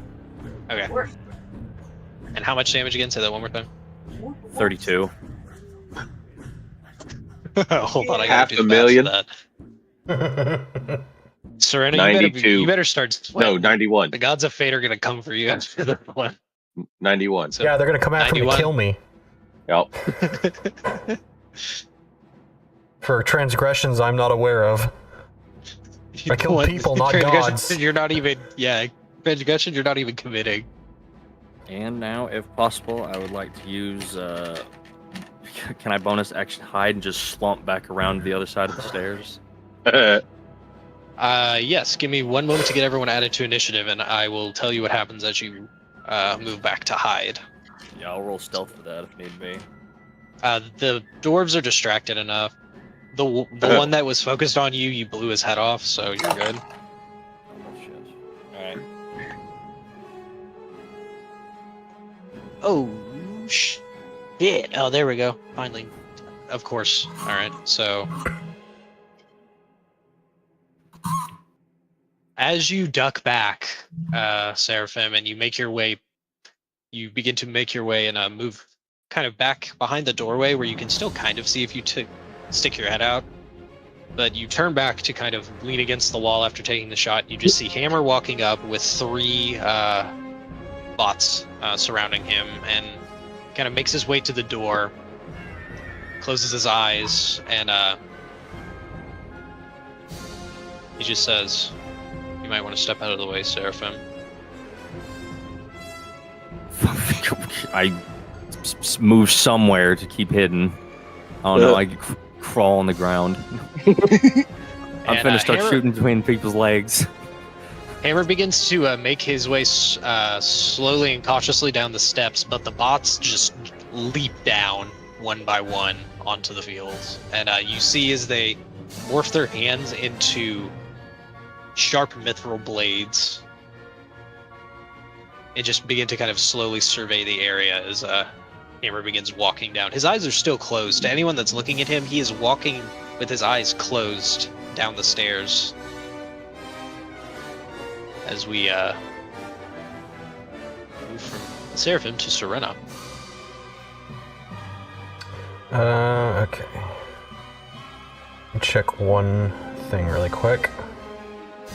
Good. What was the equivalent for those Tim in healing? I believe I said that you guys had, I believe it was 2 greater, 2 lesser.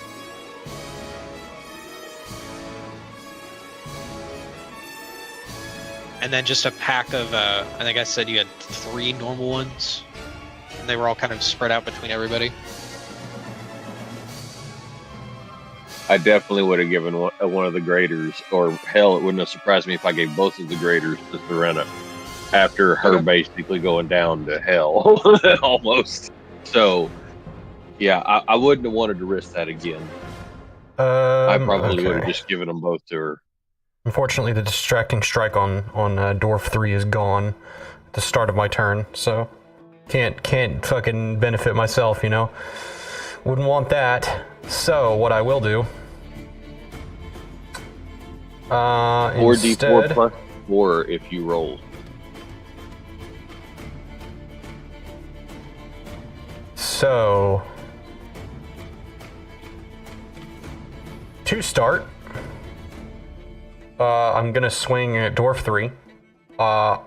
Before that, I'm going to use Fainting Attack. So that I can use my bonus action to fucking hit this motherfucker at advantage. As much as the healing will keep me up, taking like 18 plus damage a turn is not no, 23 plus damage a turn is not much use in terms of healing. So that was kind of in case you go down and somebody uses what's on your body to wake your ass up. I will take it. Alright, 2 metal dice coming down. There's like a pound of weight about to hit the desk. So fainting attack, attacks at advantage for the turn. So first attack is... oh, by the way, fists are up and shield is out. And shield doesn't... this is the special shield that does not obscure my hands and also protects my flesh hand, making my attacks magical. As discussed. So, with all that, that is a 26 to hit on the first attack. Second attack will be...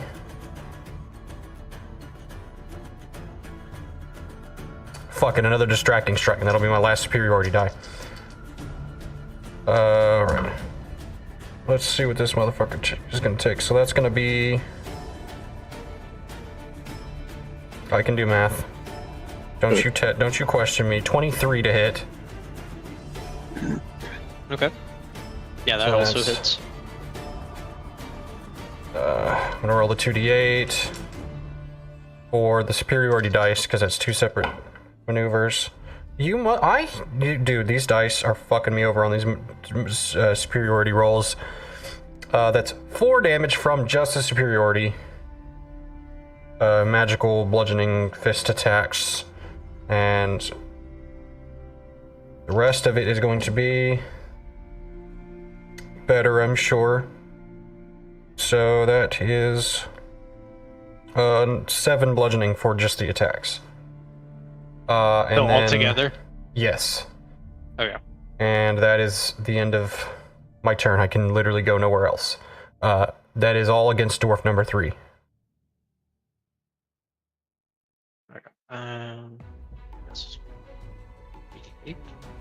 Okay. So you only did 7 damage total, or was that 7 and 4? 7 and 4 together. So that'd be 11 total. I rolled the so it would have been 103. And then, right, because I have to roll 2d8s for both, because both I had 2 maneuvers, and then I had 2d8 for the 2 hits. That's what I thought. I was waiting to see, but okay. Okay, and then let me click those off.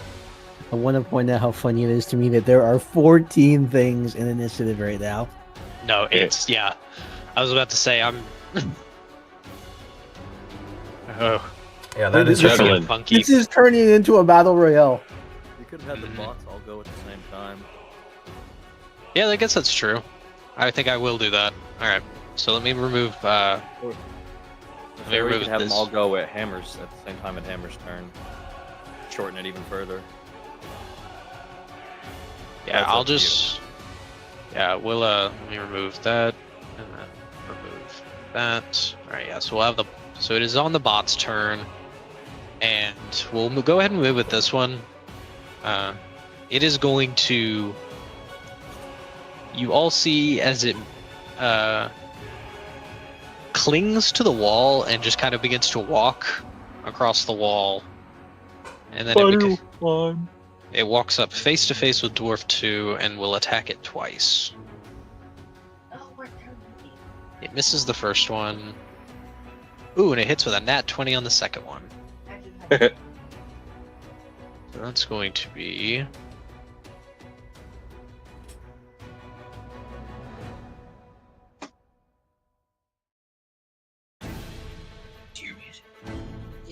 Okay. I was confused. Fine. Alright, so there's going to be 9 slashing.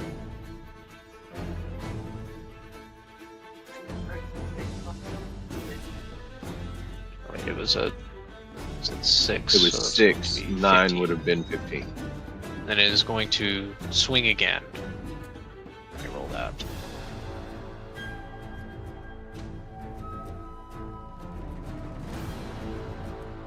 There's a. Alright, it misses on that third attack. We will take bot 1, and it is going to do the same thing. Run over here to bot. Or to dwarf 3. It is going to attack 3 times as well. First attack hits, meets it, beats it. Second attack misses, and the last attack misses. Oh shit! I forgot something I meant to do. DM, would you be yeah, go for it. friendly as to allow me? I was so wrapped up in making sure my abilities were correct. I forgot the other thing I was gonna do. I was gonna have the Yeah, go for magician it. do that little thing I was going to do to Seraphim, but as one of us is entrapped and injured, it makes sense to do it for her attacks instead. It's a violent attraction when another creature you can see within 60 feet of you hits with a weapon attack. You can use your reaction to increase the attack's velocity, causing the attack's target to take an extra 1d10 damage of the weapon's type. Okay. Which is just yeah. literally Okay. 1d reaction, his reaction, and then 1d10 damage added to whatever damage was dealt. So Okay. 8 bludgeoning. He takes 8 bludgeoning. Okay. Yeah. Then I'm going to retroactively say that damage, along with so it took that damage, and then as bot 1 ran over and as it runs over, you see that rather than just slashing at it, you see that the blades that bot 1 has for hands change into just very long, sharp fingers, and it just lunges towards dwarf 3 and just impales it on these long, sharp mithril fingers, and it also falls to the ground in an inactive state as the bot just pulls its hands back to its sides and looks over to dwarf 2. We'll have bot 2 is also going to run up the side here, and it is going to come and stand here, and I will make it do a dexterity save. Give me one moment. It's a 6, so if you will roll the gravity damage it takes, it is going to roll up some attacks at disadvantage because it is now restrained in the gravity field. That is 10 bludgeoning damage. Just a 10 bludgeoning? Okay. Yes. Your bad rolls are finally paid off. Okay. And what now? Was This that is a good the- roll? This is Was the that a first good roll or a attack. bad roll? That's good. Oh, that was what? Okay, never Yeah, mind. that's max of 18 damage. That's a middle. I've been rolling very middle. That was very really average. good roll in there. That's pretty good one. Yeah. And it misses all its attacks as it moves here and then just gets crushed in the gravity. Yeah. Oh, Oh my god. oh. As as this happens, Well, hang on. Seraph- He's flanking. He should have. It should Oh, it negate the It disadvantage. didn't have negated the disadvantage. that is true. So he would have actually hit twice. So we will go ahead and roll that. Fucking welcome. Uh, I hate dwarves. So that would be Hungry. 17 extra damage. nice. That's going to put it at 32. 32. All right. And that will end the bot's turn. Raziel, we are on to you. I am going to put my pistols up and pull out my rifle and use my bonus action and cast magic weapon. Okay. Arcane weapon. Oh, yeah. I knew what you did. I knew you I meant was arcane reminding weapon. myself things because it's been a hot minute since I've used arcane weapon. You're all I good. was trying to refamiliarize myself with it. Where'd it go? There it is.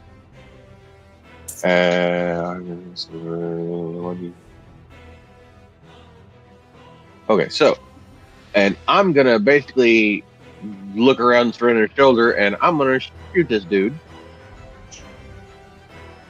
as my action. Go ahead and roll that up. That is a 19, Yep, beats it. and I selected acid, by the way. Okay. And remind me, does arcane weapon make your weapon magical, or does it just it does make it makes magical? Okay. If I just it wanted if to the make sure. if the weapon isn't magical, it becomes a magic weapon for the spell's duration. Okay, cool. That's And what I thought so. yeah. I just wanted to, like you said, refamiliarize myself. So yeah. Yeah, it's been a hot Go ahead and minute. roll damage. Yeah, it really has. All right, so let's do D10. Do this one. This one. 6, 4, and the arcane weapon is a D6.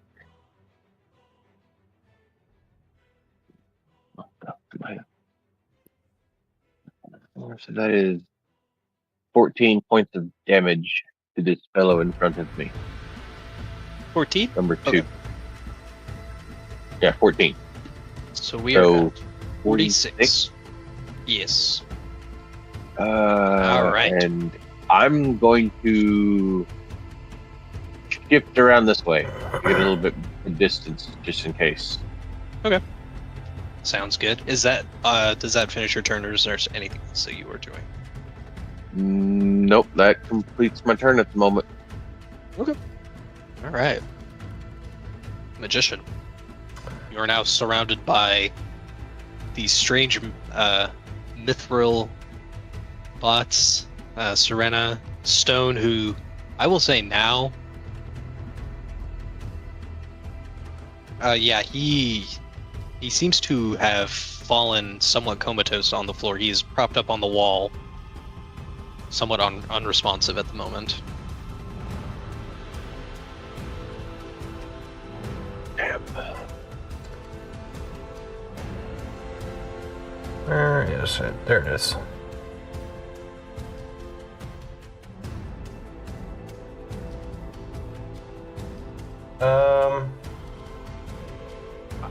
I will say, hold on. Make a roll. Yeah, Alex is screaming at you. Trying to like figure out exactly where you are. Because he sees sees all this weird energy and things going on, and he immediately knows who's doing it. So he knows you're somewhere.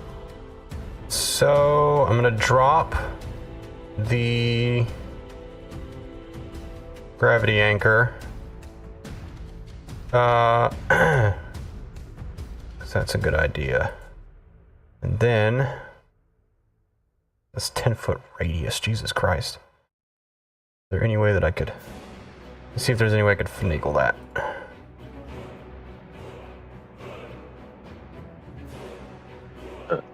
Jesus. So 10-foot radius would be 20-foot circle. Nope. Alright, I'm not doing that. Instead, he's gonna do something else. This is gonna be a little unique. Scrolling.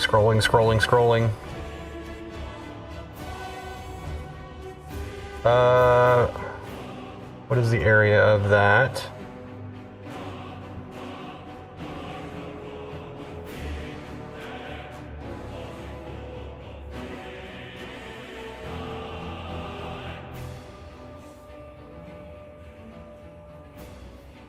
Okay, yeah, he's gonna do that. So he's gonna step forward, bonus action starlight step to right here. And he's gonna look at these dwarves back and forth at each one. He's gonna go, I've had enough. And you've ever seen Fullmetal Alchemist, a bit father style, he will take one small step forward, dramatically, like tapping his foot on the floor as he does. And the whole area around him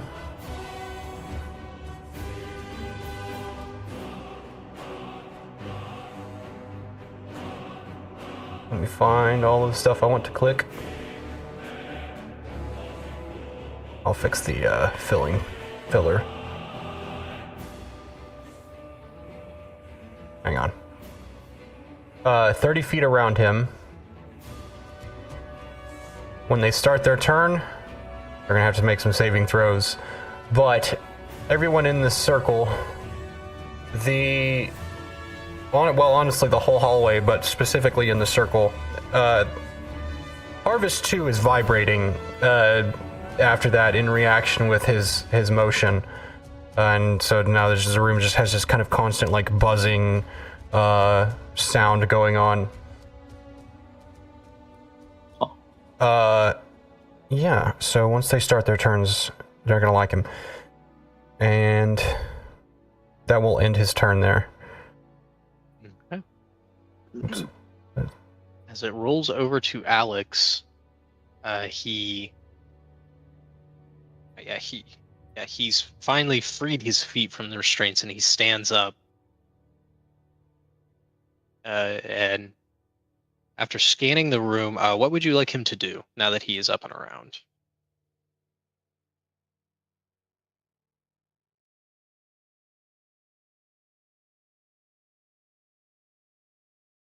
Now that he's like able to hear everyone, I'll let you all kind of direct him.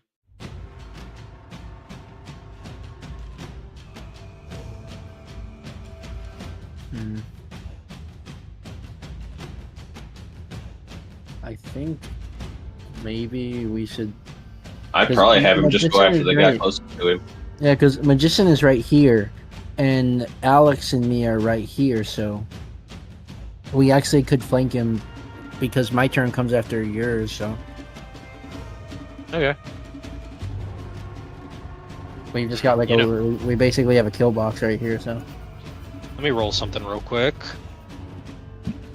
Oh, hell yeah, that's what we're gonna do. So, we see as Alex jumps, or he doesn't jump, he just kind of stands up. He kind of looks over to you, Max, and he doesn't say anything at first, but he looks over to you and looks at the dwarf and then kind of moves over to here and kicks off the wall and jumps behind the dwarf and grabs it by the arms and just holds it up in a headlock, or just like holds it up by its arms, and he is now grappling it. And with his second attack, because he's used his first for the grapple action, he's going to make an unarmed strike.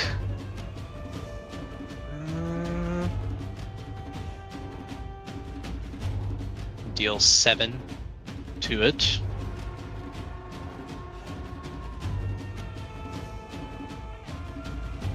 And he is going to end his turn by just holding it in, holding the dwarf in front of you, Maxon, as he has it grappled. All right. So for my turn, I'm going to use my movement to move up 5 feet. And since he is grappled, is there a way I can grab the flamethrower from him? What would that require roll-wise? Would it be a strength check, like mine against his, or? I mean, he's grappled. You could say it's like an athletics contest, like an advantage since he's since he's grappled. Yeah, I was about to say he's grappled, so it would be harder for him to resist something I wanted to do. No, yeah. Just roll athletics, and he'll roll it at a disadvantage. Okay. Let me see. Athletics is +4. So we roll my d20. I was about to say, he rolled a 9, so you just have to beat a 9. Well, I rolled a 10, so. Oh, hell yeah. So you're able to wrestle his weapon away from him. Okay, so now he is disarmed. Yes. And I'm going to hit him from. Okay, so if Alex is grabbing him from behind, right? Yeah, he's holding his arms. Yeah, Alex is basically holding him by the shoulders as the dwarf mechanically writhes and screeches, trying to free itself. So I don't forget. Okay, so if I want to hit him with the flamethrower, what do I got to roll for that? You would My attack roll. action. You would take a bonus action to cast Burning Hands, and it would cast it in a cone, so it would hit it would hit everybody in this like 15-foot cone Okay. coming out from Would he whichever have direction you noticed fired the it. effects of it hitting one of the other guys earlier? Oh no, yeah, Max, you would have seen that this doesn't just have a flamethrower. Oh yeah, you would have also seen that the flamethrower, they seem to heal from fire damage. Hitting them with the flamethrower would heal them. But it has the ability to turn into an axe. Yeah, it turns into a war pick, or just some kind of pickaxe excavation tool, and also it has a what seems to be some kind of geothermic heavy rifle. I want the axe. Okay, then yeah, as Oh, you wait, you know what? Well, no, let me think. It's all in one. no, yeah, you would just pick which one you wanted to attack with when you made the attack. It's one weapon. It has 3 forms. You have it in your hand. Which one do you want to hit him with?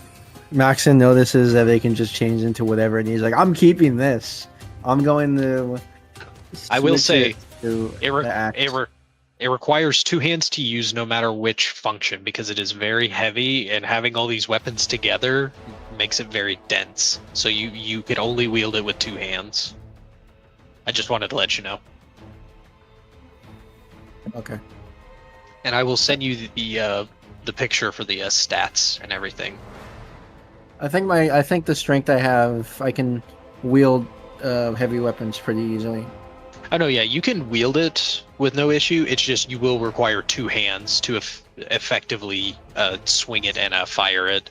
Even with your enhanced strength, like this weapon is meant to be wielded by something made completely out of heavy, dense metal. Like it's very heavy even for you, but you are able to wield it without any movement issues.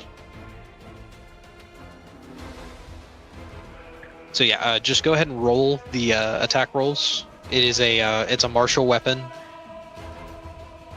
So if you have proficiency with martial weapons, add that. If not, just... simple weapons, martial weapon. Okay. Yep. Okay, cool. Then yeah, you're good. What is the roll? A d20 for this one? Yep. Mm-hmm. Plus your strength.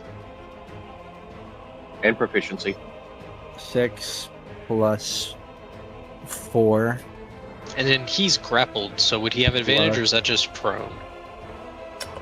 Let me look. Because, well, he would have advantage because he's getting flanked already, so I guess it doesn't really matter. 6 plus what strength? Yeah, your strength mod.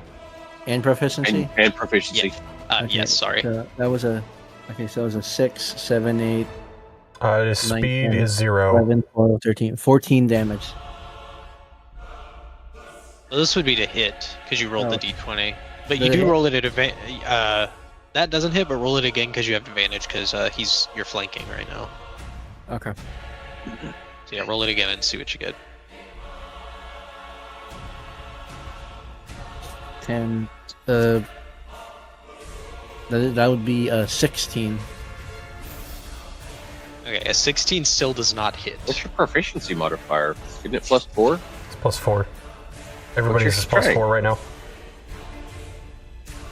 Plus 4. That'd be plus 8. So that'd be 18. Okay, so an 18 still wouldn't hit. Yeah. I will say 18. it He rolled a misses it by 6. 1 The second time Well, he rolled a 10. because he has advantage. I He thought we rolled were still talking again. about the first one. I was like, whoa, hang on. Nope. It's like, No, what? no. This is some odd That one math. would have been a 14. So you got really. We'll say as you swing it, you just swinging in this unfamiliar weapon into this very somewhat familiar, but still, because you do have familiarity fighting machines, but these seem to have a lot of openings where they seem to be venting heat out, and from the swings you took, you seem to have only hit like places where it was very open. These are a better way to explain it would be that these are not the machines that Maxon is used to fighting. The ones he's used to fighting are these big, bulky, very sharp-edged, almost like big squares in a way shaped. Yeah, because you will notice these dwarves are tough. It is like you are seeing just how much of a war of attrition it is just to fight these 4. Alright, then we will... Is that all for your turn? Or is there anything else that you would like to do? All I have is movement, but I want to stay where I am. So Okay. Then we will move to Stone, who is still sunken down to the floor, laid back, unresponsive.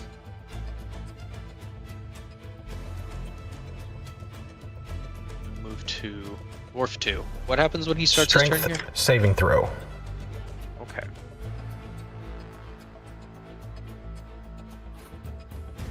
Nat 20, so 24.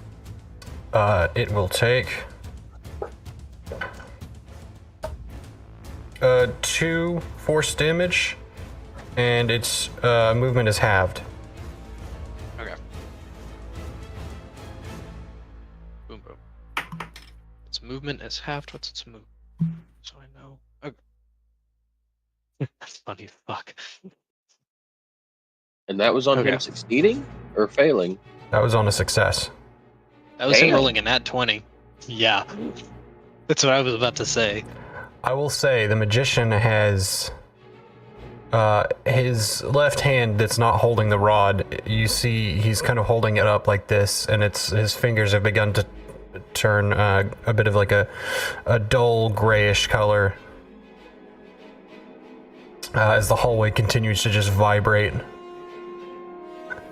Just because it's funny, Alex, this is also new. There's been various things here and there, but most of it your face was covered, so starting here, this is new. Hell yeah. Quick question.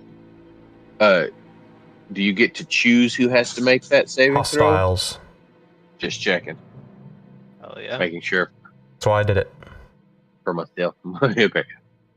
So that first attack is going to hit. Dwarf 2 is going to attack Bot 2. It sees that it took some damage from the gravity and immediately pounces on that. Capitalization. Which And then it he is also restrained. Isn't he? Or does that say? No, the spell's gone. That's automatically gone. Okay, just checking. Never mind. I was thinking it stayed. Sorry. I No, missed when you the- saying that. I never said it. When the spell is gone, the restraint is dropped. It is gone. 18 plus 8. 24 damage.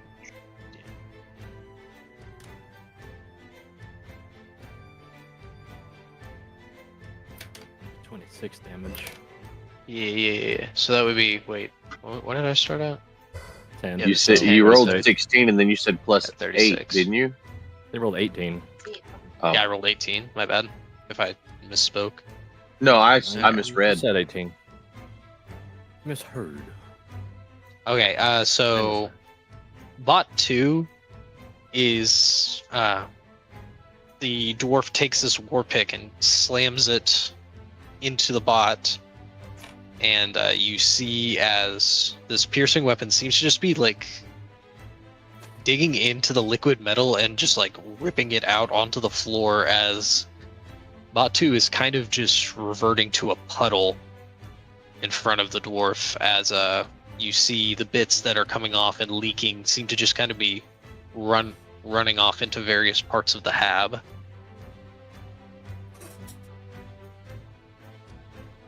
That will end his turn. We'll move on to Hammer. Hammer is going to walk over here. Yeah, that's all his movement. He is going to Serena, you see as he walks up behind you, still not opening his eyes, and he grabs a very large solar, what did I call it? It was a solar magnum, and he takes a shot at Dwarf 2 once again over your shoulder. What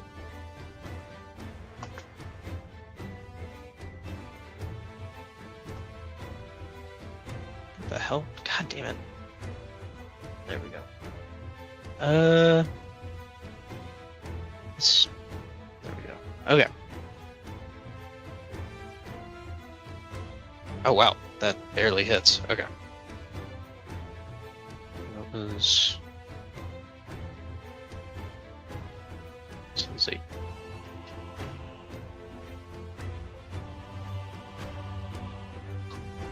As it takes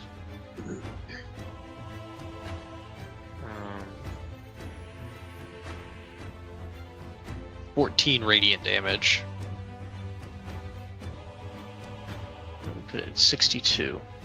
And you just see this large beam of radiant energy just fly over and just hit it square in the shoulder. And that will end Hammer's turn. Alright, now Dwarf 1 is going to try and get out of the grapple. Strength saving throw also. Yeah, not affected by the grapple. He rolled a 15. He rolled a 15 for your strength saving throw, and he rolled a 20 something for his grapple. So let me see what Alex rolls. He takes 12 force damage. He got out of the grapple, and then he takes that 12 force damage, bringing him up to 52, right? Yeah. 32 damage? Wait. Wasn't he at 38? Yeah, he was at 38. Did I do the math It'd be wrong? 50. It'd be 50? Okay. Then Yeah, my bad. Plus 2L would be 50, yeah. Okay, cool. Alright, and then after he is freed, he's gonna turn around and attack Alex with his pick. The first attack hits. He doesn't have his pick. He doesn't have his weapon. Yeah. Okay, yeah, so Maxim he would has his just weapon. So he would swing with his fists. Or would he have gone for his weapon? I don't know. You know what? Just a question. It's up to you. No, that's a good. No, that's Would a he good have question. fuck. And his movement is still halved, right? Yeah. Wait, he failed the save? He Yeah, failed. he failed the save. His He movement can't move. is 0. Right? He cannot move at all. Okay. Okay, so he can't Oh, move. so So Halved if he saves. He's still in between you two. If he fails, Okay, yeah. his speed is 0, and he takes the Yeah, full 2d10. and he will. I rolled bad on the other one, so that's why it was only 2. Yeah, he'll do 2 unarmed attacks on Alex, and they both hit. Yeah, they're d6, so 6 plus. That's 11 damage to Alex. You see, like the dwarf lets out a mechanical hiss and just punches Alex twice in the face. The blow's just landing, leaving some grime and a little bit of a slight bruise on his face. We will go to the top with Seraphim. Fucking the door opens. Since there's a door here. The door opens slightly and a barrel just sticks out.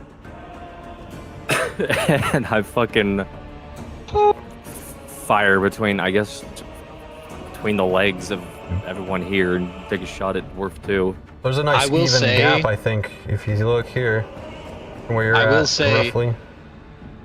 If you want, for flavor reasons, when you shoot, Hammer will duck with his eyes closed, like just duck the bullet. He sees where you're aiming. Like, so you don't have to take him into consideration. He will be out of the way. Also, he's quite small, isn't he? He's a little bit shorter. I can't remember. He's just a I think little I said guy. he was like, He's just a little guy. yeah, he's about like 5'8", I think I said. Like 5'7", somewhere in there. I have to remember. I don't remember how tall Seraphim is. Hang on. I thought he was one of the taller ones. Oh no, Seraphim's one of the Oh shorter no, he ones. was one of the shorter ones, wasn't he? Seraphim's a short king. Hang on. I was thinking of something else. They would be. Seraphim is. Oh my god, he's the same height as Hammer. He's 5'8". Oh yeah, that's what I thought. I thought they were the same height. I thought I Are you remembered still on the us stairs, or making did you sure come about down? The door opens and a barrel sticks out. Just I'm checking. at the bottom. I'm at the doorway. That'd be a really long fucking gun if I was all the way over here, like on the stairs.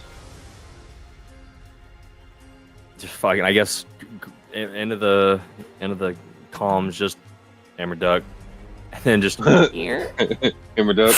Where? well, Hammer dies. Hammer gets his head blown smooth off. Smooth. Move off. So let me roll my d20s. So since I was hidden, this will be at an advantage. So first roll is awesome, is a 3. Second roll, 11. All right, I'm gonna use my feet to re-roll that 3. Okay, so 22. 22 hits. Good. 19 is the number to beat. Oh yeah, I was gonna say I was gonna use my last grip point. So let me get no more grit. No more grits. Fresh out. Unless you hit a nat 20. Well, oh, do I get a grip point if I crit? I can't remember. Hang on. Yes. Yeah, you get a grip point if you crit. Yeah, if I roll 20, yeah.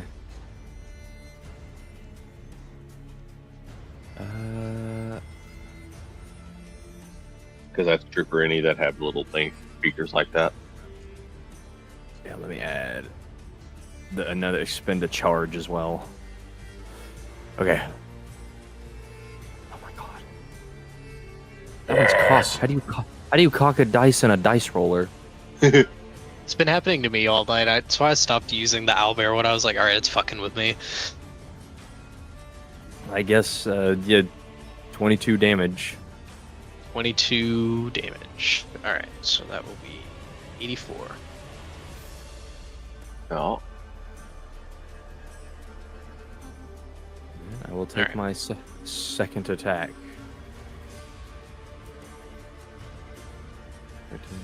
24. Before or after bonus action hiding? I'm just joking. BA before.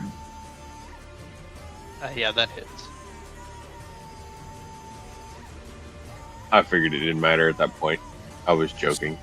You can only Last sneak chart. attack one attack, can't you? You sneak attack. It's on the first attack. It's on the first attack. You get when you hide. You get advantage on the first attack, and with my first attack that has advantage, I get 2d6 sneak attack. The second shot is purely for pleasure. You know what I mean? Yeah. Well, I guess advantage at that point as well. Yeah, if you got advantage, you get to use the sneak attack, don't you? No, Like if you're, you only get one sneak attack, but he gets advantage because he was stealth. Well, I was hidden. talking about something else. Then. Come on, sorry, that's a later Okay. thing, I think. Oh, shit. Less dice, 25 Damn. damage. Jesus. You did good, nice. Yeah, that last may time was have- unfortunate. I rolled 109. weapon does 2d10. 9. He may have set me up Normally. here. Yeah. Beat the shit out of it. All I will right. say it is not looking good. Dwarf 2. Which body part were you aiming at? Well, since I made him duck, I guess we're gonna go for the goddamn shoulders. Say the right shoulder would be like right in your line of sight. Perfect. I will say the right shoulder is blown off. Say it once, I'll say it again. We're gonna make that arm fall on the ground, but smooth off. The arm is still attached, but like barely. The Only have fingers are one kind of issue with my turn. actuating. I cannot get into flanking. Gun barrel goes back and door closes. I will hide. I need. Must I roll? I think I have disadvantage on it actually. I'll say there's no way they're getting to you. Well, honestly, yeah, roll for it. All right. Did that They bot kinda- 3 come off the wall? Oh, Is thank he God. still on the Okay, wall? so with Yeah, they're all- disadvantage, that is a 27. Yeah, no, they don't. They're too focused on everything else. And yes, all the Who's bots are on Seraphim? the floor now. I've never heard of him before. There's a guy on the screen. Guys, who's Seraphim? Somebody added a token. Is that Kyle? Is that yours? I don't know. What token? Huh? Sorry, I fucking trickle of blood. Just like, huh? What? Yeah, literally. Where am I? Where am I? Was there It's someone? your guy. You phased that bitch out a while ago, and now you're having the same issue with your own ally. All right. I have one problem. I can't get into flanking, so I just have to make flat attacks. So here goes. Fortunately, that is a. I can do it. 25. Nice. Yeah, that hits. Second is cocked as fuck. Jesus Christ. It's the most cocked I've rolled it yet. Inspiration, because that's a 2. We're not having that. We gotta hit with both. That's much better. That is mathing a 23. Those both hit. And that's gonna be a nice solid D8 apiece, right? Yes, because I'm not even, there's nothing to add. Let's see. I don't know if I'll get it, but I'll try. That is... No, there's no way. 8 bludgeoning damage. 8 bludgeoning damage total for both attacks. For both attacks. I don't have anything. I'm literally, I'm out. I got nothing. I used everything to try and kill it at first, and it didn't happen. Do you not and get then- to Still use your stands. strength modifier? Or is Huh? that just already with it? Was that with your strength Oh, modifier, shit. or do you get to use it? Because I haven't been adding my strength modifier because I've been flipping between two character sheets. you're you're physically shit. punching them. That should be added to your strength I modifier. owe to you that. like 25 damage. Just I to dwarf think. 2? Okay, hang on. Let me think. I did. I I hit was about to say, 4 times. I hit it before. You hit him. I don't remember how many times I hit it before. I know I aimed at that one and then I dumped everything out I had left on it. No, I hit it twice. So that's 10. That's 20 damage total from last turn and this turn. I'm not going to go back further because I don't remember and that wouldn't be fair. how do you, If you'll how count do you the kill previous. dwarf 2 then? She's gonna, as it's like trying to harry bot 2, she'll walk up kind of a very casual movement as his shoulder's been blown off. Turn it, grab its stomach, rip the front off, and shove her metal arm up through and grab its skull and rip it out through its stomach and throw it across the room. As you do that, you take 8 fire damage for me. With the metal arm? I forgot. Yeah, the metal arm. I was just saying, the only reason I did that is because it's ectane and it's like, it doesn't do heat very well. It doesn't really heat up at all. Doesn't retain the heat. Which is why it's so sought after. With you getting so close to its face, the dwarf I'll take actually it if it's just proximity. No. I was gonna say rather than that, the dwarf just tries to bite at your face as you plunge your hand up into its chest. But after a moment, you see it begins to stop. And are you holding it up in the air, or have you already pulled your fist out after? Oh, it's quick. It's literally like I turned it with my hand, grabbed the front part, ripped it off, and then shoved my hand up and then fling it. It's like it's really fast. It's like. So when are you flinging its innards or it itself? I grabbed the head and pulled it through. Okay. I folded its head, threw it down through its body, and then threw it across the room. He basically grabbed the metal spine and pulled the skull through its ass. I did a kind of a weird reverse slam dunk. I reached through the rim and grabbed the ball and pulled it through. Hell yeah. Alright, so dwarf. Nobody ever said I couldn't do Zach that. is very confused. There's no room for it. I was about to say I'm fucking here for it. That rocked. So you can't. Once it's on the descending arc, you can't swat it away. And there's certain rules about dunking. They didn't say anything about reaching fucking through it. I will say, after you toss the head away, you look and the body falls in the same pose. Legs folded underneath, arms at its sides, palms facing out towards you. Almost in a prayer-like position. Stems. Bonus action? Action? I don't know. What was the decision there? Potion. Us using potions were bonus actions, right? Yeah, I was doing bonus actions. It's up to you, bonus though. action. Okay. Stems are just potions. They're what I call healing potions. So. All right. 4d4 I will. plus 4. I will do that. That is the end of my turn. I will bonus action do that. All right. Bonus Timmy. I'm going to have. The bots are just going to encircle this dwarf, and I'm just going to roll. And be 1, 2, 3, 4, 5, 6, 7, 8. Yeah, 9 3 attacks. Yeah.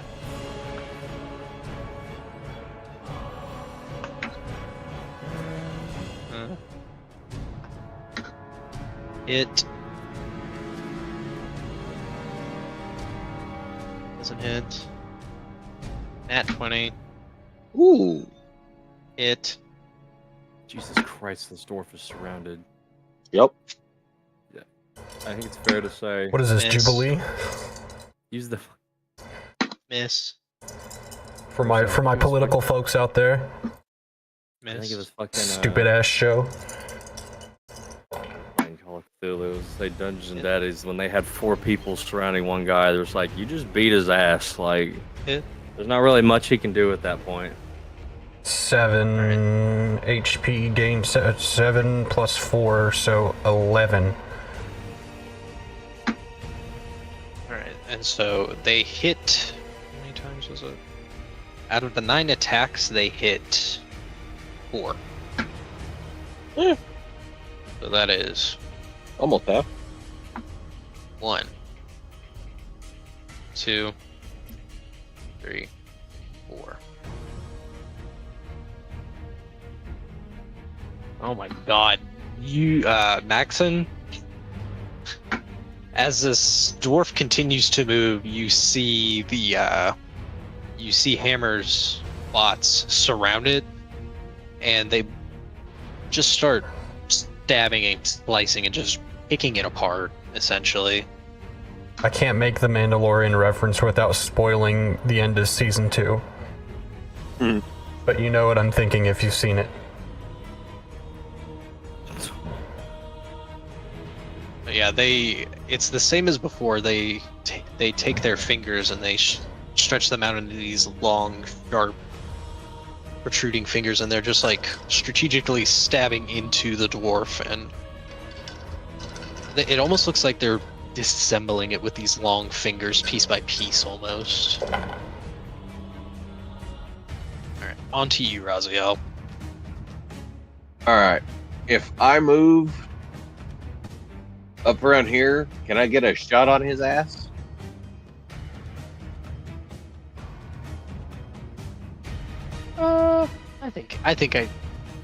I'll allow that. I think that's close enough. Well, if I can't, I have something else I can do. I was just wondering. Because he is surrounded quite a bit, and I wanted to make sure You I know didn't what? get Yeah, he anybody is. else. I will say he is really surrounded, so I feel like taking a shot with a firearm would be. Okay. That's why I was checking. No, And yeah, I would you're have all probably good. stopped here. Okay. Hell, if I cast catapult, that's not a firearm.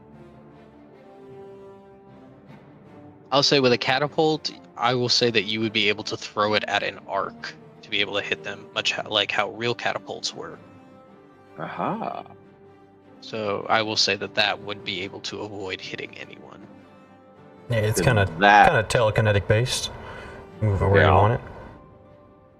Then that would be what I would do, because I want to try and cause damage to this sucker, and it is magical, and I, just because I want to try and do as much damage as I can, am going to cast it at 3rd level instead of 1st, which increases the damage from 3d8 if I hit the sucker to 5d8. So let's see how well I do. Okay. 45, I got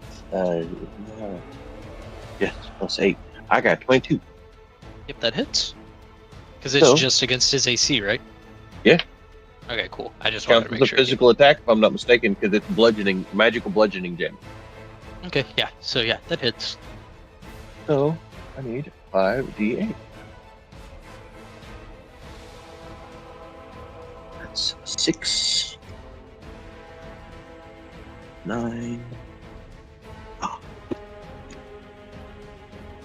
9, 16, 24, 28 points of Hell yeah. damage. All right. So as you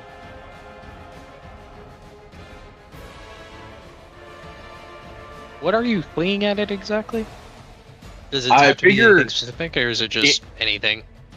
Anything that is originally at level 1, it has to be within 5 pounds. Every level up you cast it, it adds 5 pounds. So anything up to 15 pounds within my sight, I can launch at it. Okay. I was about to say, yeah, there's like, you could throw a piece of another dwarf at it. You could throw... A piece Any of the dwarf, a piece of the ground, because they come up in a big ass hole. Yeah, no, I was going to say there I'm are bits and literally pieces picking of the something hab. up and chunking it at him. Okay. Then yeah, as it hits, you see that it embeds itself in the chest of the dwarf itself. It just hits and it just kind of staggers it as it's stuck in the middle of everyone. I think that is about all I can really do. So that's the end of my turn. All right. Magician, on to you.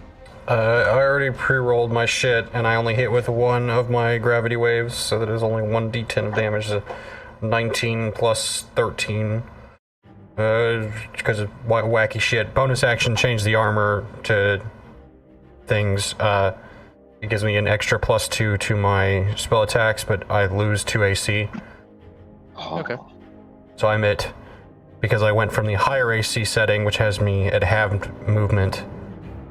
I go down to 14. So 18 when I'm in the higher, 14 when I'm in the lower. And it takes 8 bludgeoning damage, or no, force damage, excuse me.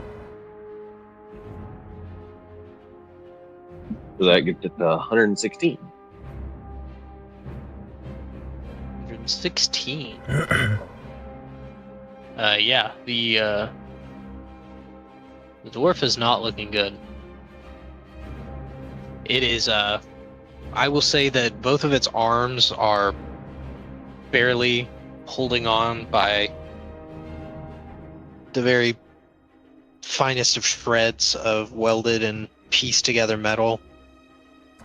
I will, at the end of my turn, I'll just kind of look at it after doing that gravity wave. I'll lower my hand and say, "Don't kill it. I have questions I'd like to ask." It's not looking good, is it, friend? Right before the guy who doesn't like them's turn, who's basically holding it. What does Alex do? Looks to the magician and rolls a nat fucking 20 to attack the dwarf. Oh shit! Nice. And so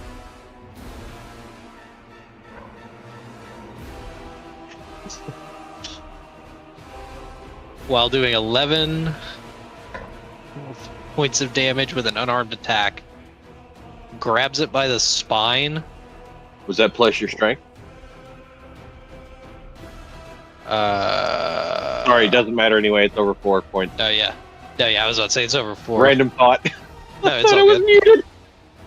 He just rips it in half, and you see that the top half begins to twitch and stutter, but rather than powering off, just kind of it moves its hands to that lower position and faces its palms out, but its eyes stay on, and its legs fall over rather than taking the prayer stance. And he drops it onto the floor,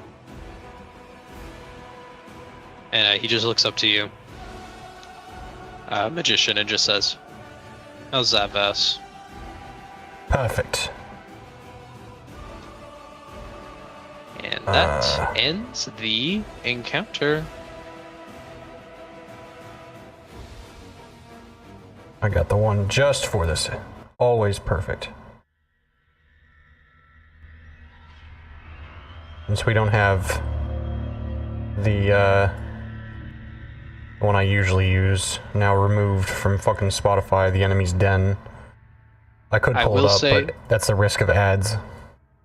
After combat has ceased, Hammer has moved over to Stone, and 2 bots are beginning to try and lift him up as Hammer begins to look over the damage to the hab as the bots begin to attempt to move Stone. But I will leave everybody else to whatever they are doing.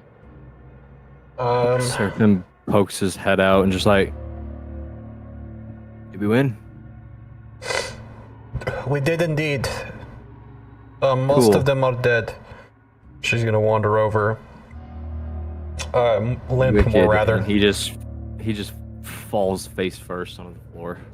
She limp more Serena, rather, but as you limp up to Alex, he reaches out and places a hand on your shoulder and heals you for, well, let me roll it, 13 points of damage. And before she walked away, I would have reached over and cast a Cure Wounds on her as well. So as we're standing here as well, the magician kind of looks around at everyone. He says, "It has started, but I'm not entirely certain I can turn it off without taking that with me." And you see like the body of the other bot that she ripped the skull out of, like starting to kind of slide across the floor towards him. I think that is going away once I let this go. Unless someone grabs it. Can I do something funny? Yeah, go for it. So, Maxon's gonna just like run into the center right here. You got 12 And more then- HP. Okay, everybody, that's cool and all, but the important question is, and then he just smiles. Can I keep this? He'll look at you and go, absolutely, you can keep that. What about the body that's Let me sliding study across it the later. floor? Anybody? Objections? It's going, and it's like sliding across the floor towards him. I'm gonna speak up. Do you think we can get anything out of it? Hammer has made his way over. He's gonna. We have the one to question. I'm talking about the one that's already dead, that like kneeled on the floor on its own. He's just asking if anybody's like gonna stop that if we need it. That's essentially what he's saying. Because the other one is not under the effects yet. It had yet to get to its turn where it's going to get pulled in. That'll happen next. But he's going to lower this once that thing is gone. Maybe we can extract the data from it if we can get anything at all. Okay. We're good for study anyway. Either way. So I will say, as you are all pondering over what to do with this body, despite the gravity being held on it, it stands up and runs and begins to jump into this hole. Like no head, just body, just runs and then just dives into the hole. Starting its turn, will it make a strength saving throw? Yes, I did, and it was a 23. Very nice. Indeed. And it had just enough movement to make it to where it could jump into the hole. Well, there went that. So let's, I guess, question the one we have remaining. And, Serena will wander over. And after you grab her shoulder and, like, heal her, she'll, like... She kind of does like that, and she's like... A lot of people grabbing me today and just doing magical stuff. It's really, strange. And, she like, looks at the magician. At her. She like looks at the magician, kind of like flinches slightly. He hasn't even moved, just like reflexively, and he just goes, "I'm not going to do anything. I can't do that." And he'll kind of,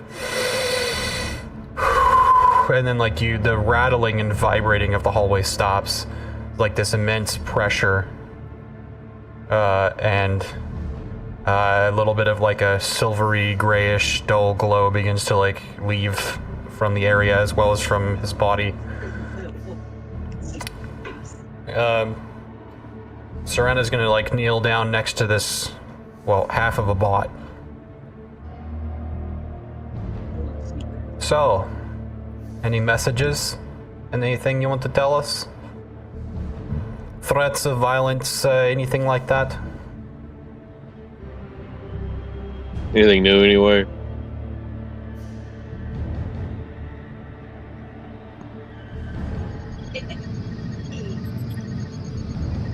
Hear you.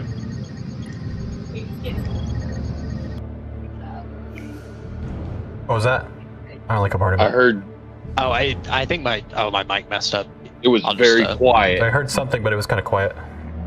Okay, give me 1 second. So I could hear the background noise, but the actual whatever you said was kind of quiet.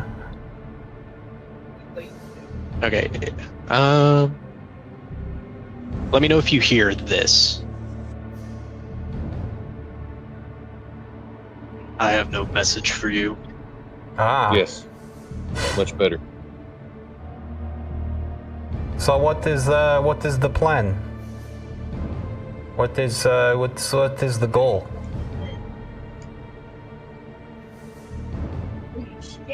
Burn. Burn. Cleanse. And our plans? Our plans to whatever? How much, what all do you know? Tell me the things you know.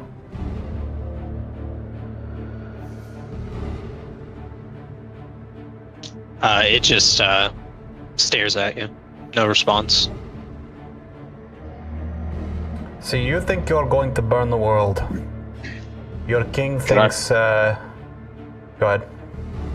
Could I possibly try and do some kind of check to try and get it to talk to us, like hack it or something? You could attempt to, yeah.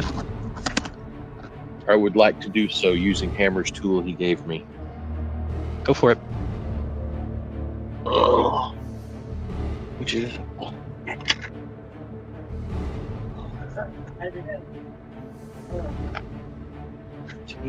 Plus, would this be a tinker dex check? This would be a flat intelligence roll just to try and get a basis for the technology.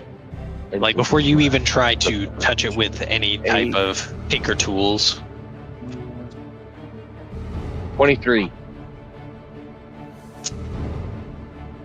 You are not able to make heads or tails of this machinery.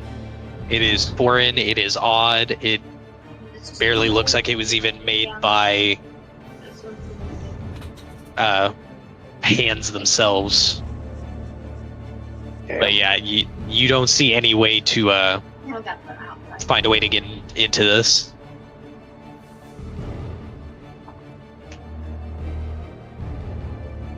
Give me one moment. What is your AC, Raziel? 16. As you finish trying to get into it and kind of frustratingly back away as you find no way to gain access, the dwarf reaches out and screeches as it claws at you, but it misses. Just for you. They never stayed put. And since I wasn't able to help, I would have probably started trying to figure out a way to block the holes in the floor. I will say, during this commotion, Seraphim, since you are on the stairs, 2 of the bots moved stone to the infirmary, while one had stayed behind to begin to assess damage, while a few others came from a different part. So, Raziel, as you approached, you would have seen a few of the bots beginning to kind of like survey and assess, and Seraphim, as some of the bots carried stone past you, some more would have walked past you, so you as you were standing in the doorway, you would have just been in the way as a bunch of bots are just trying to get around you. Seraphim's just like adrenaline crashed from the medicine. He's on the floor. He fell over. I fell over. I'm done. I'm tapped out. I'm healthy. But I am fucking. Seraphim is thinned out. One of the bots probably would have picked his ass That's why up it's and started so taking funny. him to They're the just med bay, walking. too. They're just walking past him.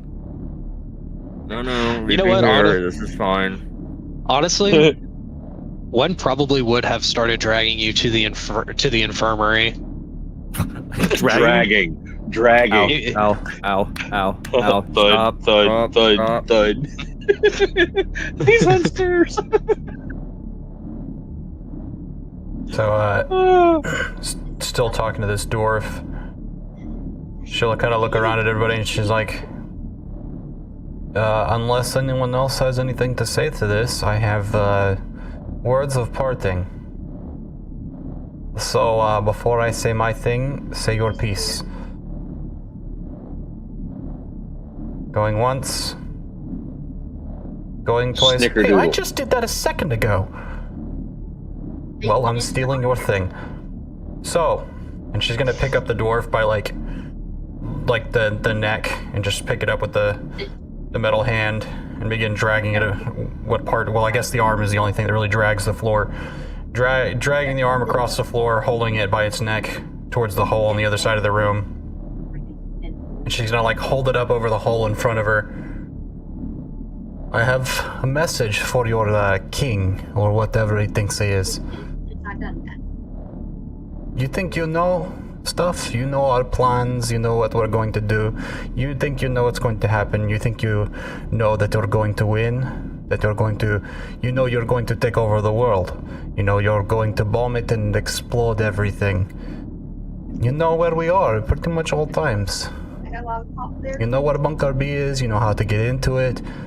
You know the people there, you know the strategies to get inside. You guys, dwarves, I know what you are. You're guys that know things. You know what you don't know, King? She'll pull his face really close to hers. What it feels like when I hit you. And she'll rip his neck out of his body with his spine and toss it into the hole. Hell yeah. Fucking A. Kirsten, or did you? And that is it. I have the library. Fuck yes. This is just the first book. While all of this was going on, Alex would have walked up behind the magician and just said, "You and I are having that discussion." He's kind of like looking at his hand a little bit. Tingled a little bit at that time. What discussion? What are we discussing? Oh shit, we've got to get back. And Serena's like, yeah, 30 seconds. Get the move on. Upstairs. Tilda's, let's go. That wizard's taking us there. He's like, you know my name? Fuck it. She's right. You need help? It's like, everyone, we're all going, except for Hammer. He's got work to do. We'll be back shortly. If you hear me, I don't know where you are. Your bots are here, so you probably hear me. He's like moving down and going up the stairs. I like that you say that because Hammer's been standing right next to him the entire time he said that. He turns his let's go. Let me grab her. They're not discriminating. They literally just they both of them run past Seraphim two being characters, dragged by the to way. the infirmary. It's like he'll stop in the hallway and like kind of back up. And he'll go, Seraphim, what are you doing? Getting dragged. Leave me be. I need to go to Excuse me. the pod. All right, good luck. We'll send Doc Have a Green good rest. to you. Life's as extreme as you wanna make it. And he'll start running again, heading upstairs. I will say Alex is following behind. Maybe if we sing that song, he'll come to life. He'll call behind him as he's running up the stairs. But Maxon, Rosia, let's go. We're moving. I would have followed, not really knowing fully what's going on or even where we're going. He didn't say bunker B. He just said we gotta go. As Serena's already inside, a winded library kid arrives at the door of Tilda's. Snaps his fingers. Doc Green appears in front of him. Just go. And he'll walk over to the door to the center column and he'll like. She doesn't even say anything. She just makes her way back. She makes her way down to the infirmary. As she passes me, I'll tell her Stone and Seraphim are head to the infirmary with the bots. She just thank you, and she nods and Non-life threatening. makes her way into the infirmary. All right, so everybody joins. What As is requested. Maxon doing? I'm going with everybody. Okay, cool. I'll put you up there then. No worries. I just wanted to make sure. You know, I knew that, you know what I Seraphim keep wasn't. remembering only during our sessions is that I could make a little small map for Tilda's. And then as soon as we end the sessions, I forget about that idea altogether. So, future me, this is a message to you while listening back to this. Spend your Friday evening when, and if not busy, or Saturday morning, making a fucking map. You lazy bastard.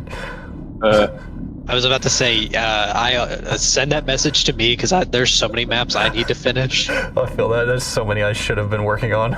There's so many. Future Jackson, up yours, bastard. See, I do that a lot. That's one of my favorite things to do is, hey, future me, fuck you, bitch. Your future self is talking. Your future self is talking shit about you right now. Do me a favor, ruin his life. Pass me, totally cooler.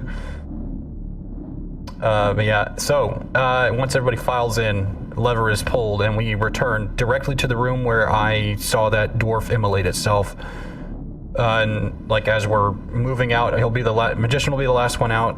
And he'll go, everyone out, and he'll step out the door and pull the strings again, except he's not doing the full physical part. He's just walking away, reaching back and like pulling it to him, doing it the fancy way, because we're in a rush. And as you arrive in Bunker B, you see that there is no longer a red alarm, but simply dim emergency lights. And a simple announcement warning occupants not to leave their residences. All right, weapons up, everyone. Get yourselves together. He'll pat his chest twice, and you see that gray flash again under the coat, going back to higher AC mode, half movement. And as but he doesn't care. Before any of you can even take a step, you just hear a loud screech over the intercom. My office, now. And he's kind of like, does anyone know where his office is? I don't even know where we're at. Serena will just shrug. Serena, you would. Serena, after hearing that, you would kind of put two and two together. This is probably the head of security, and you were one of the people that were informed of where his office was. She'll go, oh yes, it's this way. Follow me, the people. I believe Serena and I think Maxon were the ones that heard. Yeah. So you two. Yeah, you were the two that were told that you needed to check in with the security officer. So yeah, you two would know that this is probably the head of security requesting you all.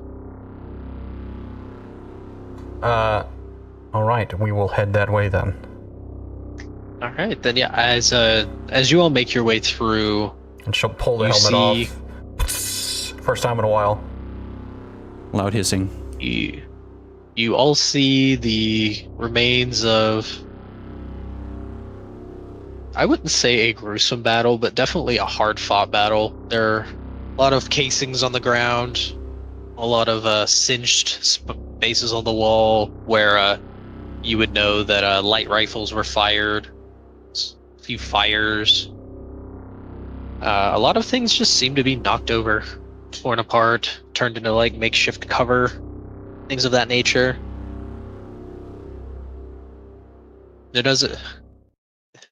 After a while, you do see a few security officers, and would Crane be walking around, like now that the fighting's kind of ceased, would he be like walking around checking on for survivors and things like that, or would he be in a specific place? I said Reese, I mean Crane. Yeah, well, that's his name, Reese Crane. I'm just trying to figure out if he probably would have. Yeah, he probably, after fixing Carthus's arm to get it functional again, he probably would go back to looking around, making sure their people are safe. Then I would say that you would definitely run into everybody else. Funnily enough, we have another instance of someone who's playing multiple characters, and their characters mysteriously absent. But yeah, we'll say eventually, after a few moments, you all would run into Mercenary Crane as he was checking in with some of the other guards, making sure that all the invasion points were sealed. Nobody was trapped under any debris or anything like that. Yeah, you see him, and as he turns and sees y'all, he just looks at you. He just points, what the do you know how much shit we just had to go through? What the fuck did you bring here? All of us, or just like the magician? Who did he point at? Fuck, the group. Magician will... Oh, us! Yeah, you, Mr. My wife's having a baby. Right. You are aware of what a lie is, correct? He pinches his bridge of his nose. Have you ever done espionage? Infiltration? Haven't need to. When you see someone you're uncertain of their identity or where they're from. I wasn't certain about you. Reese Crane is a problematic individual whom I've dealt with before. So I wanted to make sure you were clean. Whatever your definition of clean is, fuck it. But now I am certainly suspicious of you. You heard Carthus. Get to his office. I'll be going with you. Let's go. One does well being suspicious of me. Oh, speaking of which, and he will stop somewhere in the middle of the group, not at the front, and grab Serena by the arm. You're so worried, so how about this? He'll reach in his jacket, pulls out a book, holds it by like near the spine like this. Hold that. Pulls out the pen, and that. Better? And she's just like, I don't want this. And he's like, too bad. And he starts walking. And she's just like holding them, looking, and she just like starts walking, and she's like, what am I supposed to do with this? And he's like, feel like you can trust me. For 5 fucking minutes. Office.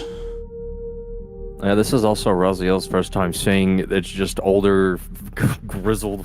True, yeah, you guys are seeing those didn't I'm before. confused. Alex, Raziel. No, yeah, I was about to say Alex is just studying. Oh yeah, Alex too. I will say, We've had issues with versions of this fellow, who's my friend currently, so I'm kind of confused. And my hand is on my gun. Walking, looks back. He goes, he knows. He's aware. He's, friendly, except for to him. Because he lies. He does that, apparently. Does he do that? She looks at Alex and she's like, is that normal? Does he lie a lot? Is that the thing he does? Unfortunately. So I was trying to assess a situation. What part of, making sure everyone is safe did you not understand? It'd be a lot easier to trust somebody if they didn't tell me their wife was having a baby, which is a very congratulatory thing, and then leave when the worst trouble I've seen, somehow worse than hundreds of cannibals attacking, decide to fuck up my hab. Well, you're after the wrong person. They're not after me, they're after them. Still kind of walking in front of the group, just kind of gesticulating and just pointing behind him without turning around. You seem like you're part of this group. I don't know what to tell you. You're lumped in. I am now. Apparently.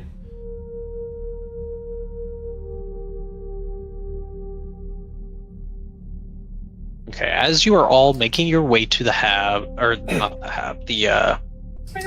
office, you see it begins to get more and more fortified. There are more actual fortifications that have been set up in the bunker. There are people taking watch, rifles ready. A few people sleeping on cots set up in random parts of the hab. And as you get to the end of one hallway, you see a very large reinforced door with a camera sitting right in the corner above it, surveying the room. Crane, you would know that this is Carthus's office and the head of security. Yep, he just keeps walking until he gets up to the door and fucking knocks on it. Come on in. I brought them here, Carthus, and he opens the door. Excuse me, my shoes brought me, and my legs. You were... reception. You followed me, fool. Get in here. Well, following is relative to the object. And its own perspective reality. Now that everyone else is here and is getting is getting a good look at Carthus, he is old. Cool. Old guy. I will say, magician. This is the first pre-war human you think you've seen since being back, other than Alex, and he definitely looks a lot worse than Alex. 50 years has not been kind to him. You see that his arm is replaced with a very creaky, very primitive metal prosthetic. How does he hold himself? Military? Oh, yes. Any things in the room giving away his particular armed forces servitude? You would see that along the wall it is some naval awards, badges, accommodations, pictures on ships out at sea. You assume he may have led some kind of ship before the war, and now that his body seems to be aging, he seems to be resigned to a security position to still keep him around. He'll look at his arm. Dwarves or misfire from a shell? He squints, looks you up and down, and just says, "Elves." Ah. Interesting. I'd point to a scar, but I don't have any. I didn't fight. Not till the end. So, you called us here? Why am I speaking? This is not I'm just joining this group. And he'll just kind of like look around at everyone. Carthage just kind of hobbles out from behind his desk, a cane in helps one him up. hand. Thanks, son. You've fallen over now. As you say that, he smacks you in the shin with his cane. Now, you are all the group hired security from the Harvest 2 expedition, correct? Correct. Yes.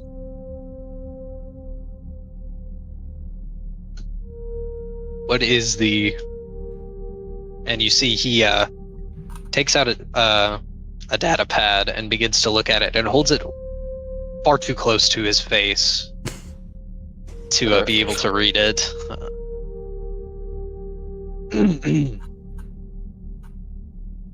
What is the status of the convoy? Your vehicles? The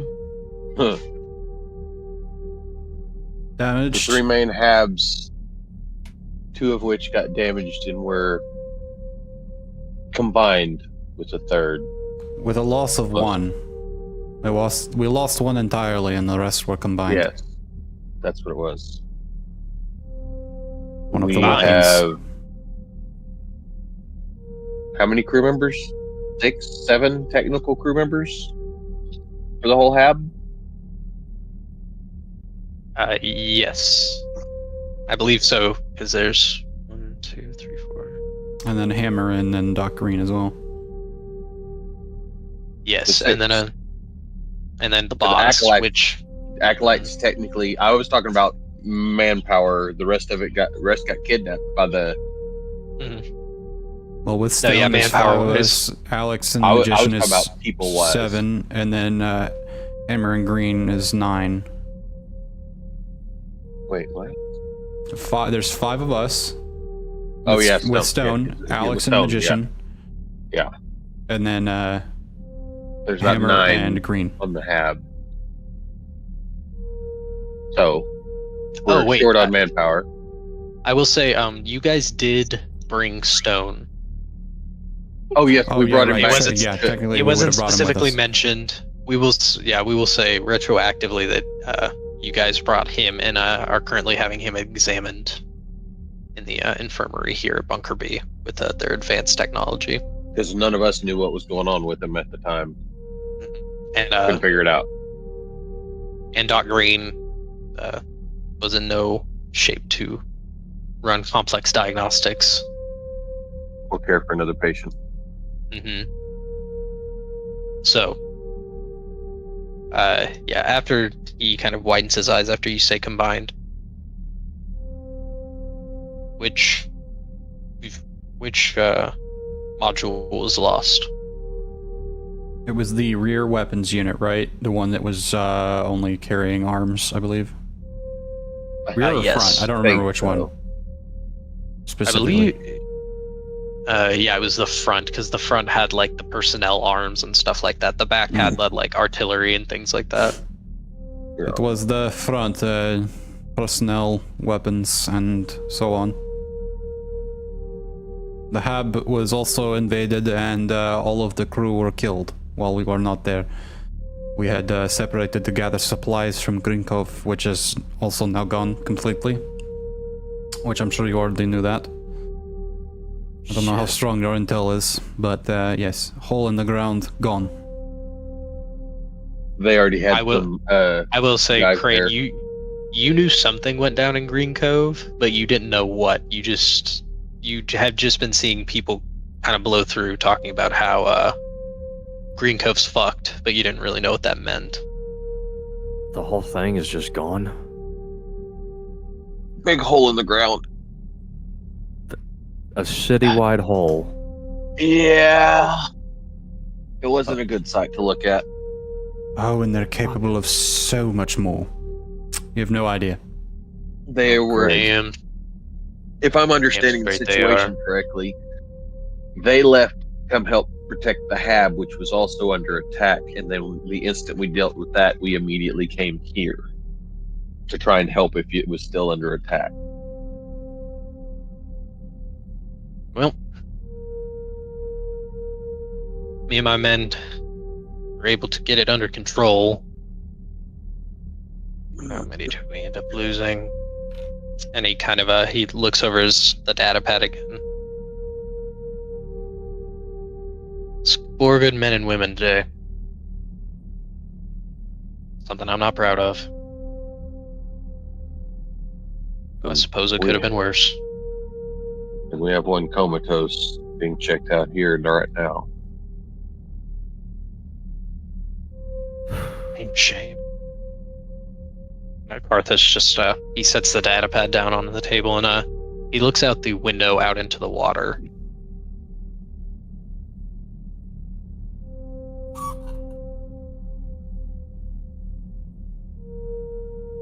So what Well, now? Well, I believe we need to send.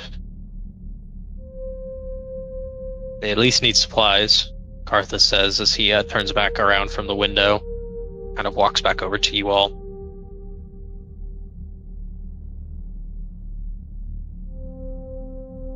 I believe that due to the escalated conflicts that we are being presented with, gentlemen, he looks, as he says that, he looks to Serena. She didn't even flinch. He notices that she doesn't flinch and just continues on. I believe that we need to expedite you all on your way across the continent. We have been in communications. People at Sunflower City. There are unconfirmed reports of an orcish advancement moving towards the city. As well as we have been detecting more movement along the waters where Green Cove used to reside. I'm sorry, did you say orcs? Great. We gotta deal with those troglodytes as well. I'm a little lost here. Alex is also looking very confused. He's like, yeah, he kind of looks to Vess. Works. You seen him anywhere before, Vess? I've seen him before, but not. I've met several. Around They're here. quite pleasant. On Aveline. Not here. And other planes. What did I miss?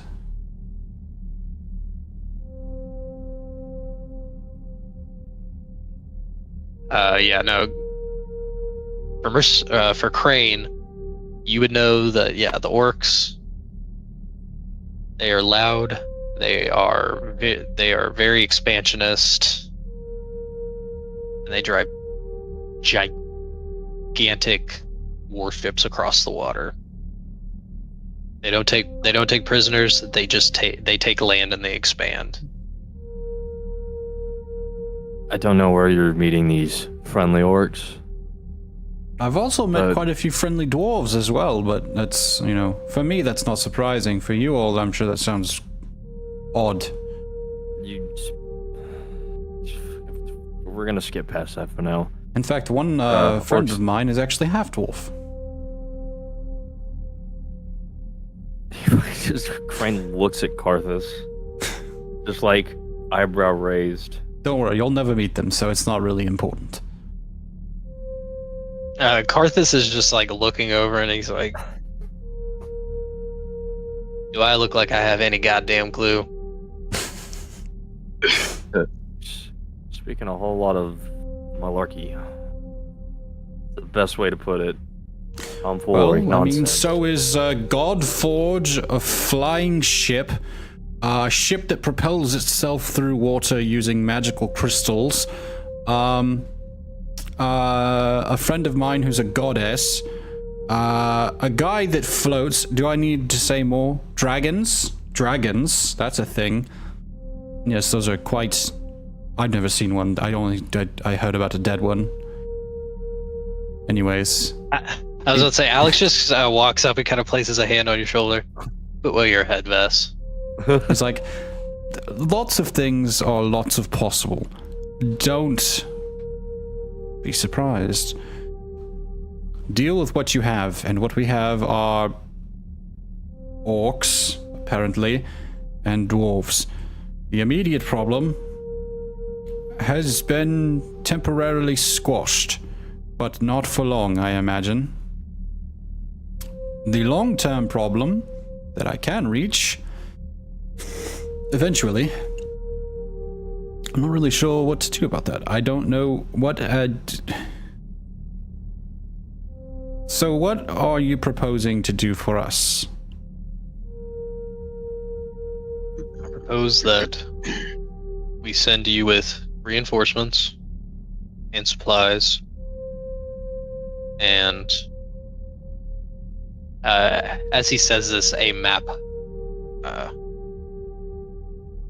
rises up from the data pad on his table and begins to show a holographic map over the desk for you all to see. It shows Bunker B, and then after a moment it shows where Harvest 2 is currently. You all have to cross here. Indeed. This land bridge has been known to cause issues,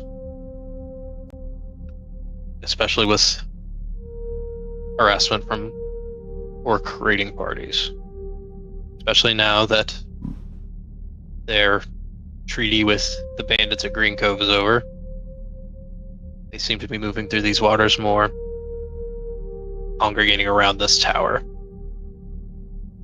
Rather than having you come back and gather everything at Bunker B, we would like to send it with you now, so that you are able to make your way to Sunflower City as quickly as possible.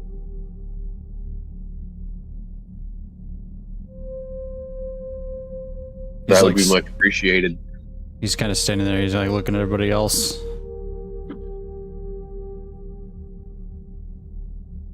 Seren is like, how many people are you going to send? How much room you got? She looks at the magician, she's... Lots. We can cram it full if we have to. I could make 2 trips, I could make 12 trips. You just tell me. Probably not 12, I don't want to overwork it that much, but I could make several trips. If he's talking about the capacity of the hab and not the capacity of the transport,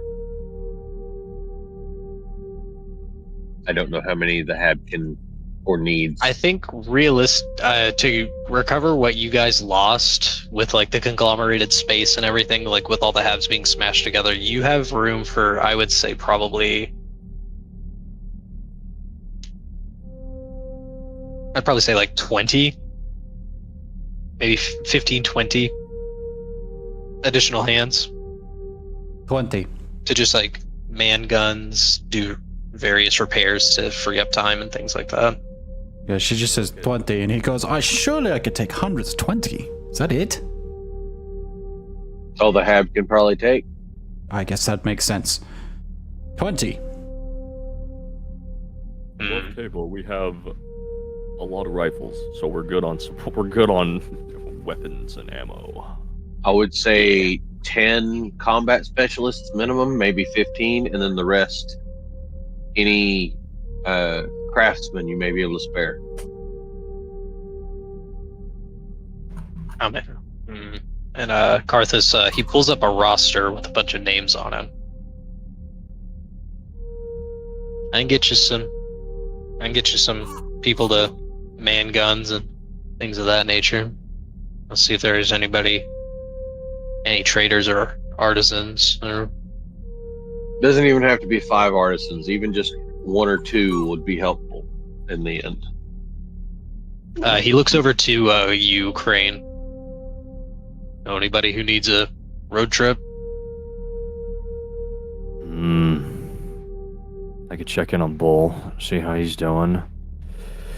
McKay will probably come along with us and gather a few of the men. You get me, I can count as 2 and 1. We'll bring 1 more, but I count as 2 and 1. I was a mechanic at one point. Magician's like, That's gonna be fun. Combat specialist and artisan. That's what you're getting out of me. Sorry if I don't look still, the he part. looks at you again, he's still going, are your eyes okay? No. Points at his left one. No. And then he goes to like looking at the one eye of the 2 that did work at one point and one doesn't. He goes back to his hand.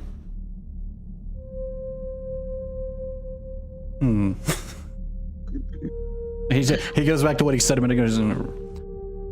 Reality is relative to the viewer. I think what I said made plenty of sense. I've heard lobotomites more make sense than what have you said earlier. Why don't you quit while you're behind?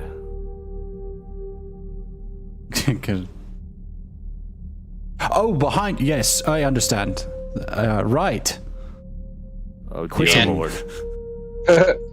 Just dear to Lord. you, Crane, Prophet just kind of speaks up. Would you like me to notify the rest? Notify the group, sir. Yeah, let them know. Affirmative. Get their attention. What supplies do y'all need? Ammo, food, medicine. What are you missing? Serena will tell them the supplies we need, because off the top of my head, I don't remember. It was Quick just, question. yeah, what's up? This is my first time really meeting him, and I would have been paying attention to the sword being a craftsman. When it talked, did it show any visible effects, even if it didn't make a sound? Talk? No. I was about to say you didn't see any. There was nothing to see. Nothing like. Just checking. Yeah. Uh, Yeah. You just see Crane standing there. Oh, does he not have his sword? Oh, he has a sword. Is it not the? Oh, is Pioneer not the sword then? Okay, never mind then. Prophet's not Prophet. the sword. Then never mind. Ignore it. But yeah. I don't So actually know we're all his classes crazy. off the top of my head. Carrying a pioneer woman dish on his back. That's For all I can think supplies- about. Alright, above table supplies, yeah, we have a absolute fuckload of weapons. And And weapons food, would just be redundant at this point. It's mainly food, I think.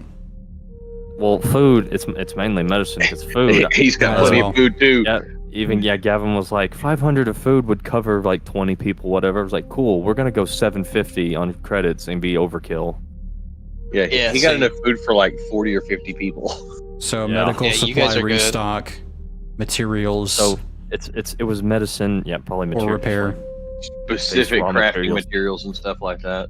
Yeah, raw materials and medicine because fucking all the medicine was literally destroyed. We've been running on fumes. I would have And, also probably looked into possibly trying to find mods for my gun while I was there. Medicine we've converted to the old use of thoughts and prayers and worked with. Yeah, for real. Yeah. Thoughts, prayers, and a lot of duct tape. You see Karthus is just kind of preparing a list of various things to get ready for you all. Alright. Should take us a couple hours to get that ready. How soon will y'all be crossing the bridge? I tell him. I don't know. Within 2 days, day and a half. Because it would be because... Begin crossing you. Well, it would Half be... day. Yeah, Half because a you guys day. are... There is that That's how I know genetics half- Oh yeah, facility we've got here. we Yeah. still got Gotta the go to the facility genetics. to go to, and then But this is don't we still have to do Alex's home? I say this is a day. I think we already did Alex's. I think No, Alex, Alex went to flew his- off and did it on his own. Okay, Yeah. just checking. So 1, 2, 3. That's About 2 or 3 days. Maybe 4. Arthas nods. To get everything ready, should probably take... What do you think, Crane? Day and a half? After we get things settled here, to get things ready? We don't want to rush and fuck up. That sounds about right. Alright. And he presses a button on his data pad.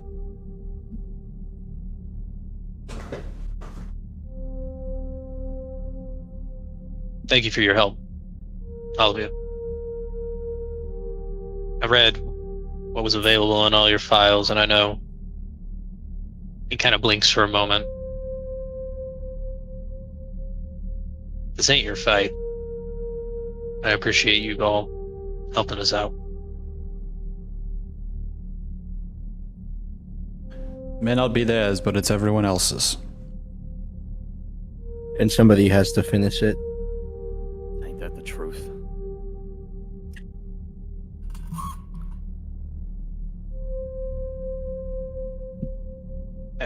He just he kind of hangs his head. Well, feel free to do anything that you need to while you are here. I don't really know how you all got here so fast, but when these supplies are ready, we will send a message to your hab. He kind of just walks back behind his desk and sits down and begins to do some more planning and logistics, trying to requisition supplies and things of that nature. Serena will like look at Crane and look at everybody else and turn to make for an exit.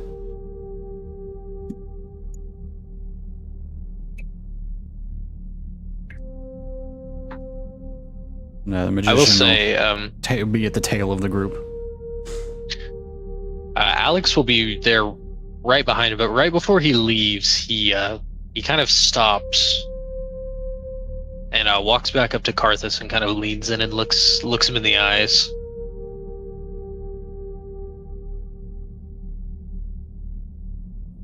I think I remember you. You're part of the 52nd. And Karthus kind of looks up from his data pad. Damn straight. Who do you think kept the elves from overtaking us by sea? And Alex just kind of pauses on the boat with the 52nd.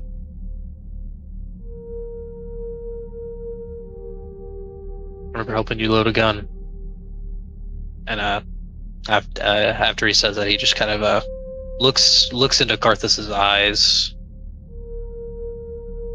and Karthus doesn't seem to like say anything at first, but then after a moment, his eyes just kind of widen. Holy shit! And Alex just kind of shuffles out quietly after that, catching up with the rest of the group.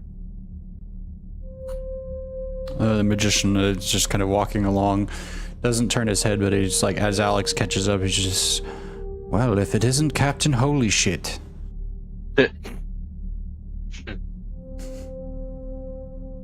And once we return to probably, I guess, that larger room or any area where there's a flat wall, he will open Tilda's. No, yeah, I would say it'd be pretty simple for you to just immediately open it. He will step in. Serena is definitely going to go find a room to rest for now while we wait on all that stuff, instead of zipping back and forth. She's going to go lay down in a guest room, and the magician is going to sit down in a chair finally. He's just kind of... Alex just, he kind of looks around in Bunker B and he says, I think I might take a walk. Look around. This place feels familiar, but I'm not sure why. And he just kind of begins to wander off.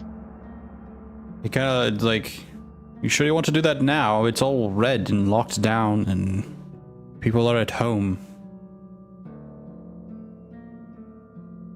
Alex, he just kind of stops. You do have a point. It's a bit stiff-necked out there right now. And he just kind of makes his way back into Tilda's, sitting down next to the magician. He'll cross his leg over knee and just kind of gesture next to him. He says, you had a question, and a chair will appear.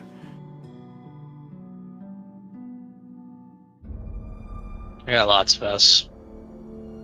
But before we jump into that, what is everybody else doing? You read my mind. Door. I'm gonna grab a drink while we're doing everyone else. The door to Tilda's is currently open. Serena is staying behind in Bunker B, and Alex and the magician have stepped onto Tilda's. Well,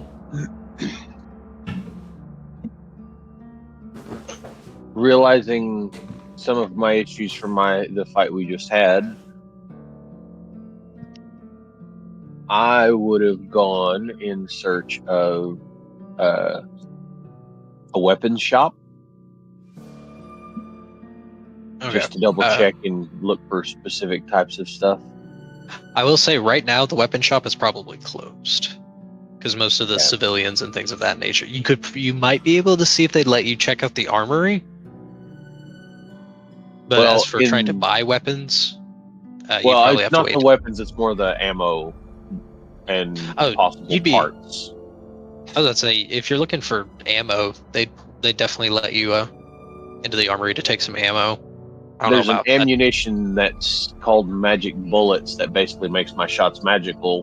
Mm-hmm. No, yeah. And yeah, I was just gonna load up on with that ammo. I'll say that they would probably, especially with what's going on now, they'd probably be able to give you, I'll say 30 pieces of magical ammunition. Sounds good.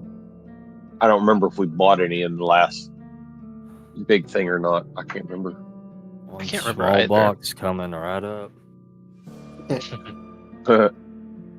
Yeah, so Serena, are you trying to find a tavern or inn, or are you going to see if they will let you... Tilda's and just into went to the Tilda's, guest room. gotcha.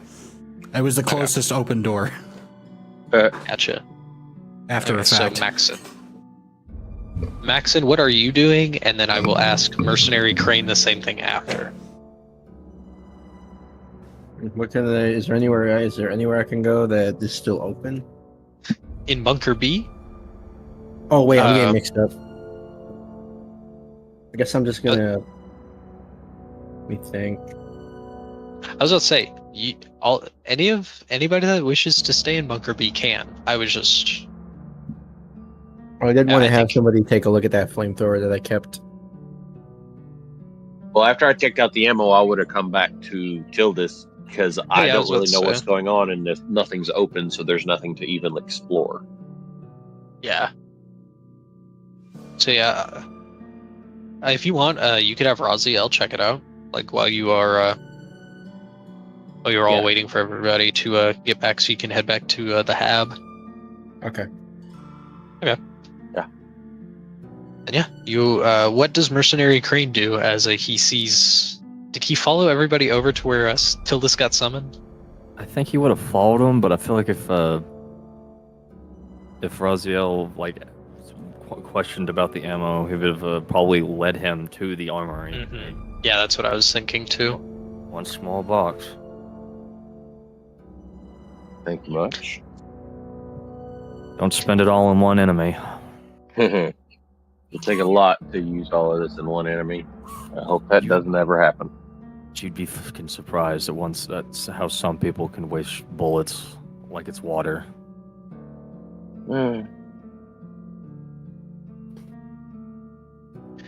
It does tend to happen sometimes. A lot of times. We've had some fucking idiots.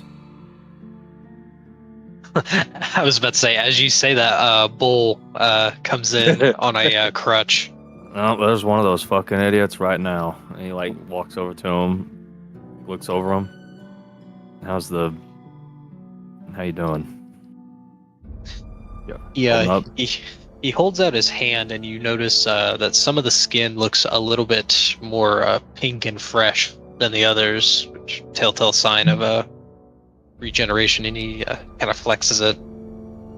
Hand grew back okay, but looks like the foot didn't take too well. And he holds his foot up to show looks like a foot that's. His foot seems to still be like regenerating and growing, but they have it in it's something between a cast and a portable healing pod to just heal that specific part of his body. That's cool. Well, if I had a time for a short rest, I could swap out for lesser restoration. Would that fix him, or does that just work for blinded, deaf, and paralyzed and poisoned? Oh no, yeah, this isn't a condition. His leg is like gone. That'd be a greater restoration type of thing. Yeah. Even greater restoration wouldn't be enough. No, There's that wouldn't work for that one. There's There's only a couple spells things. specifically that regrow limbs, Yeah. as well as like higher level spells and discussing with That- DM type shit. Yeah, Yeah, that that's gets the rid only way of I've ever charm heard and limbs petrified regrown. stuff on a target. I think regeneration is a spell. Yeah, Yeah. that's one of them, Yeah, if not the only one. Other than that, it's like the only other way I've ever heard it done is like repeat cast of like daily, Wish. cast of like a high level healing spell, like 5th to 7th level healing spell, repeat cast every day to like bring it back. or a wish. Yeah, pretty much.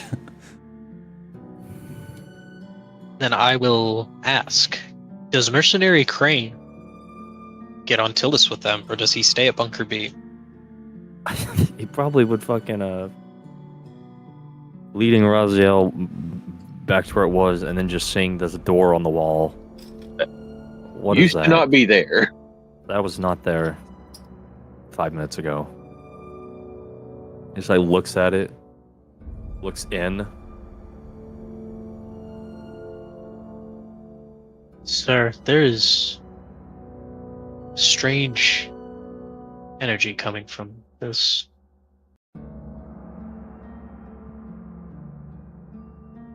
Maybe that one guy wasn't crazy. I forget what they're called. All of a sudden, great time to forget what that's called. When you put a decanter of like whiskey appears on the floor in front of you as you're looking in, and a small glass with some ice in it. I don't know what happened. Reverse. Magician's not looking. He's still looking at Alex, beginning a conversation. Yes, This is the most obvious trap I have ever seen. I'll inspect Nah. it. I'm inspecting the whiskey. This is just how we got here. Like physically picking it up, or If there's a glass, pick up the glass and decanter and pour it into the glass and look at it. it becomes very clear as you pour it into the glass that the whiskey has the property that could be quite dangerous in large quantities, known as alcohol. Just a bottle of booze. It's just a bottle of booze. Led you on a fucking trail there, didn't I? Dangerous property of alcohol. I know this dangerous property well. I know it well. One might say I have a doctorate in alcohol. As you say that, I look over and I go, damn, I wish that still worked on me. It don't work very well on me anymore. Sounds like you haven't drank enough. And he takes a sip of the whiskey. Have you not wondered why I'm purple? As you say that, a pipe and a small bowl of like green leaves appears on the floor in front of you. Okay, I'm not falling for that one. And he fucking steps in. For Razio. Oh, I picked that fucker up. You see him, the magician is now looking at you smiling, and he says, he's got his hand like this, and he says, I want to see if it works. Says, I got it from Aveline. They call it Elden Leaf. The hobbits also make some. The hobbits. The halflings also make some. Yeah, I probably would have picked it up and said, screw it. I need some relaxation after that fight anyway. Fucking mercenary crane. Do I need to roll for something? Couple more shots and just I fucking like your words, funny words, magic man. Annoyingly, the decanter does not empty. As you pour it, it just never seems to like drain out like you're expecting it to, which could be quite dangerous in terms of knowing how much you've drank. Very dangerous. Dangerous out the window. I was about to say, it is a good thing Trapper didn't find that for the 5 seconds he was on Tilda's. Oh, yeah. He would have never left. You guys are too busy, like... Go.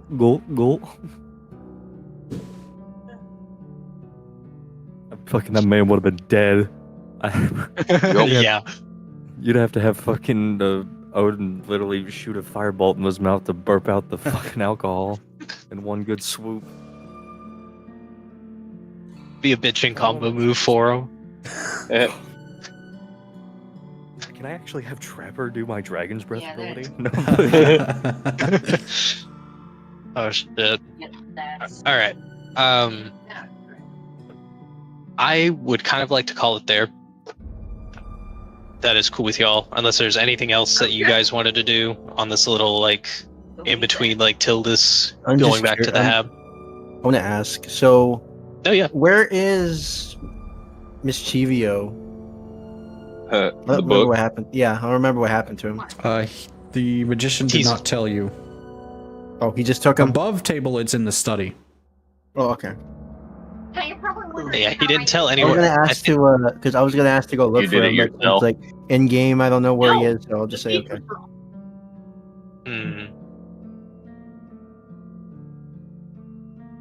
I do want to. That does make me want to ask, how, with him being a being of the Fae and a trickster at that, how hard would it be for him to kind of not get free of Tildas, but get free enough to where he could at least like somewhat move around or anything like that?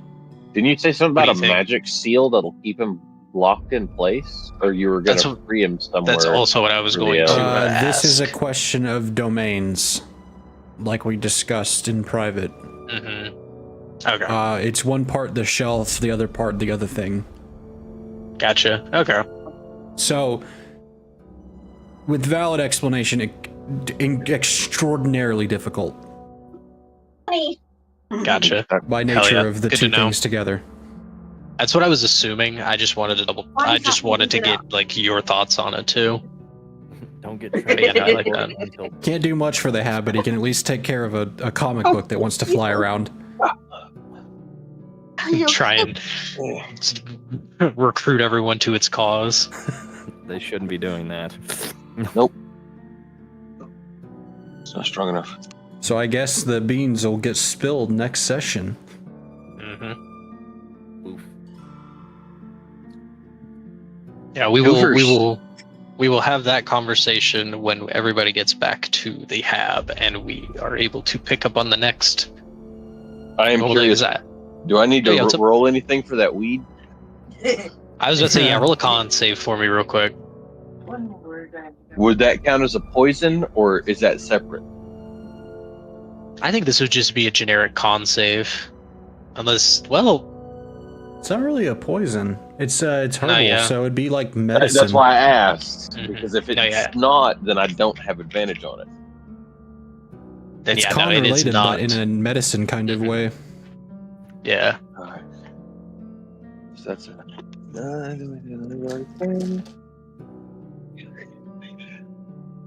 I got a 10. Nice. Oh, it hits. Oh, it hits. Oh yeah, no, yeah. Whatever this stuff And is, as it you hit- definitely feel it. They say I'm indica definitely for going to a look over at reason. him and go, And the couch. you're going to have to supply me with some of this or the way to make some more. They call it indica couch for a reason.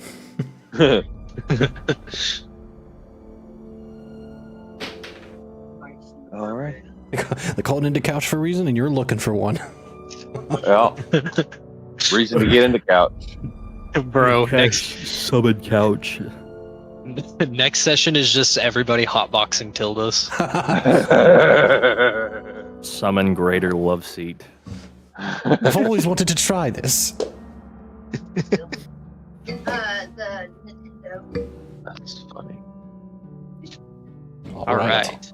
It's the Lego. Turn this off.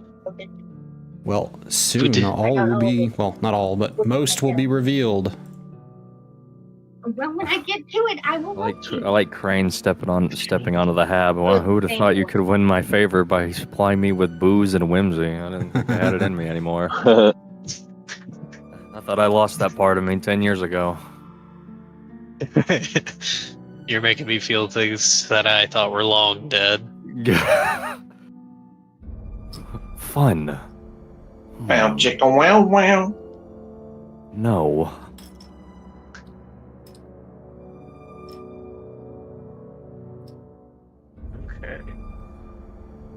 Okay. All right, well, if that is all, then I will cut off the stream and bid it adieu. Good night, Good night, good everyone. folks that are viewing, and we will see you next time. Good night. And find out what the magician will say and what else we're gonna do for 10 minutes before we get to the lab. Probably. The lab? So we gotta go. So we gotta get across the bridge. We gotta do the lab first, though. We get the lab and then Yeah, the the- land bridge.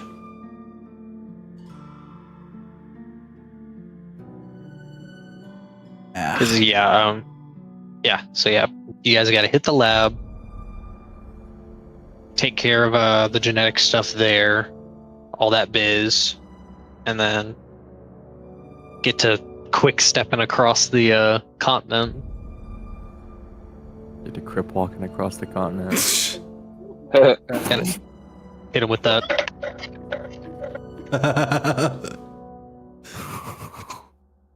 All right, well. All right.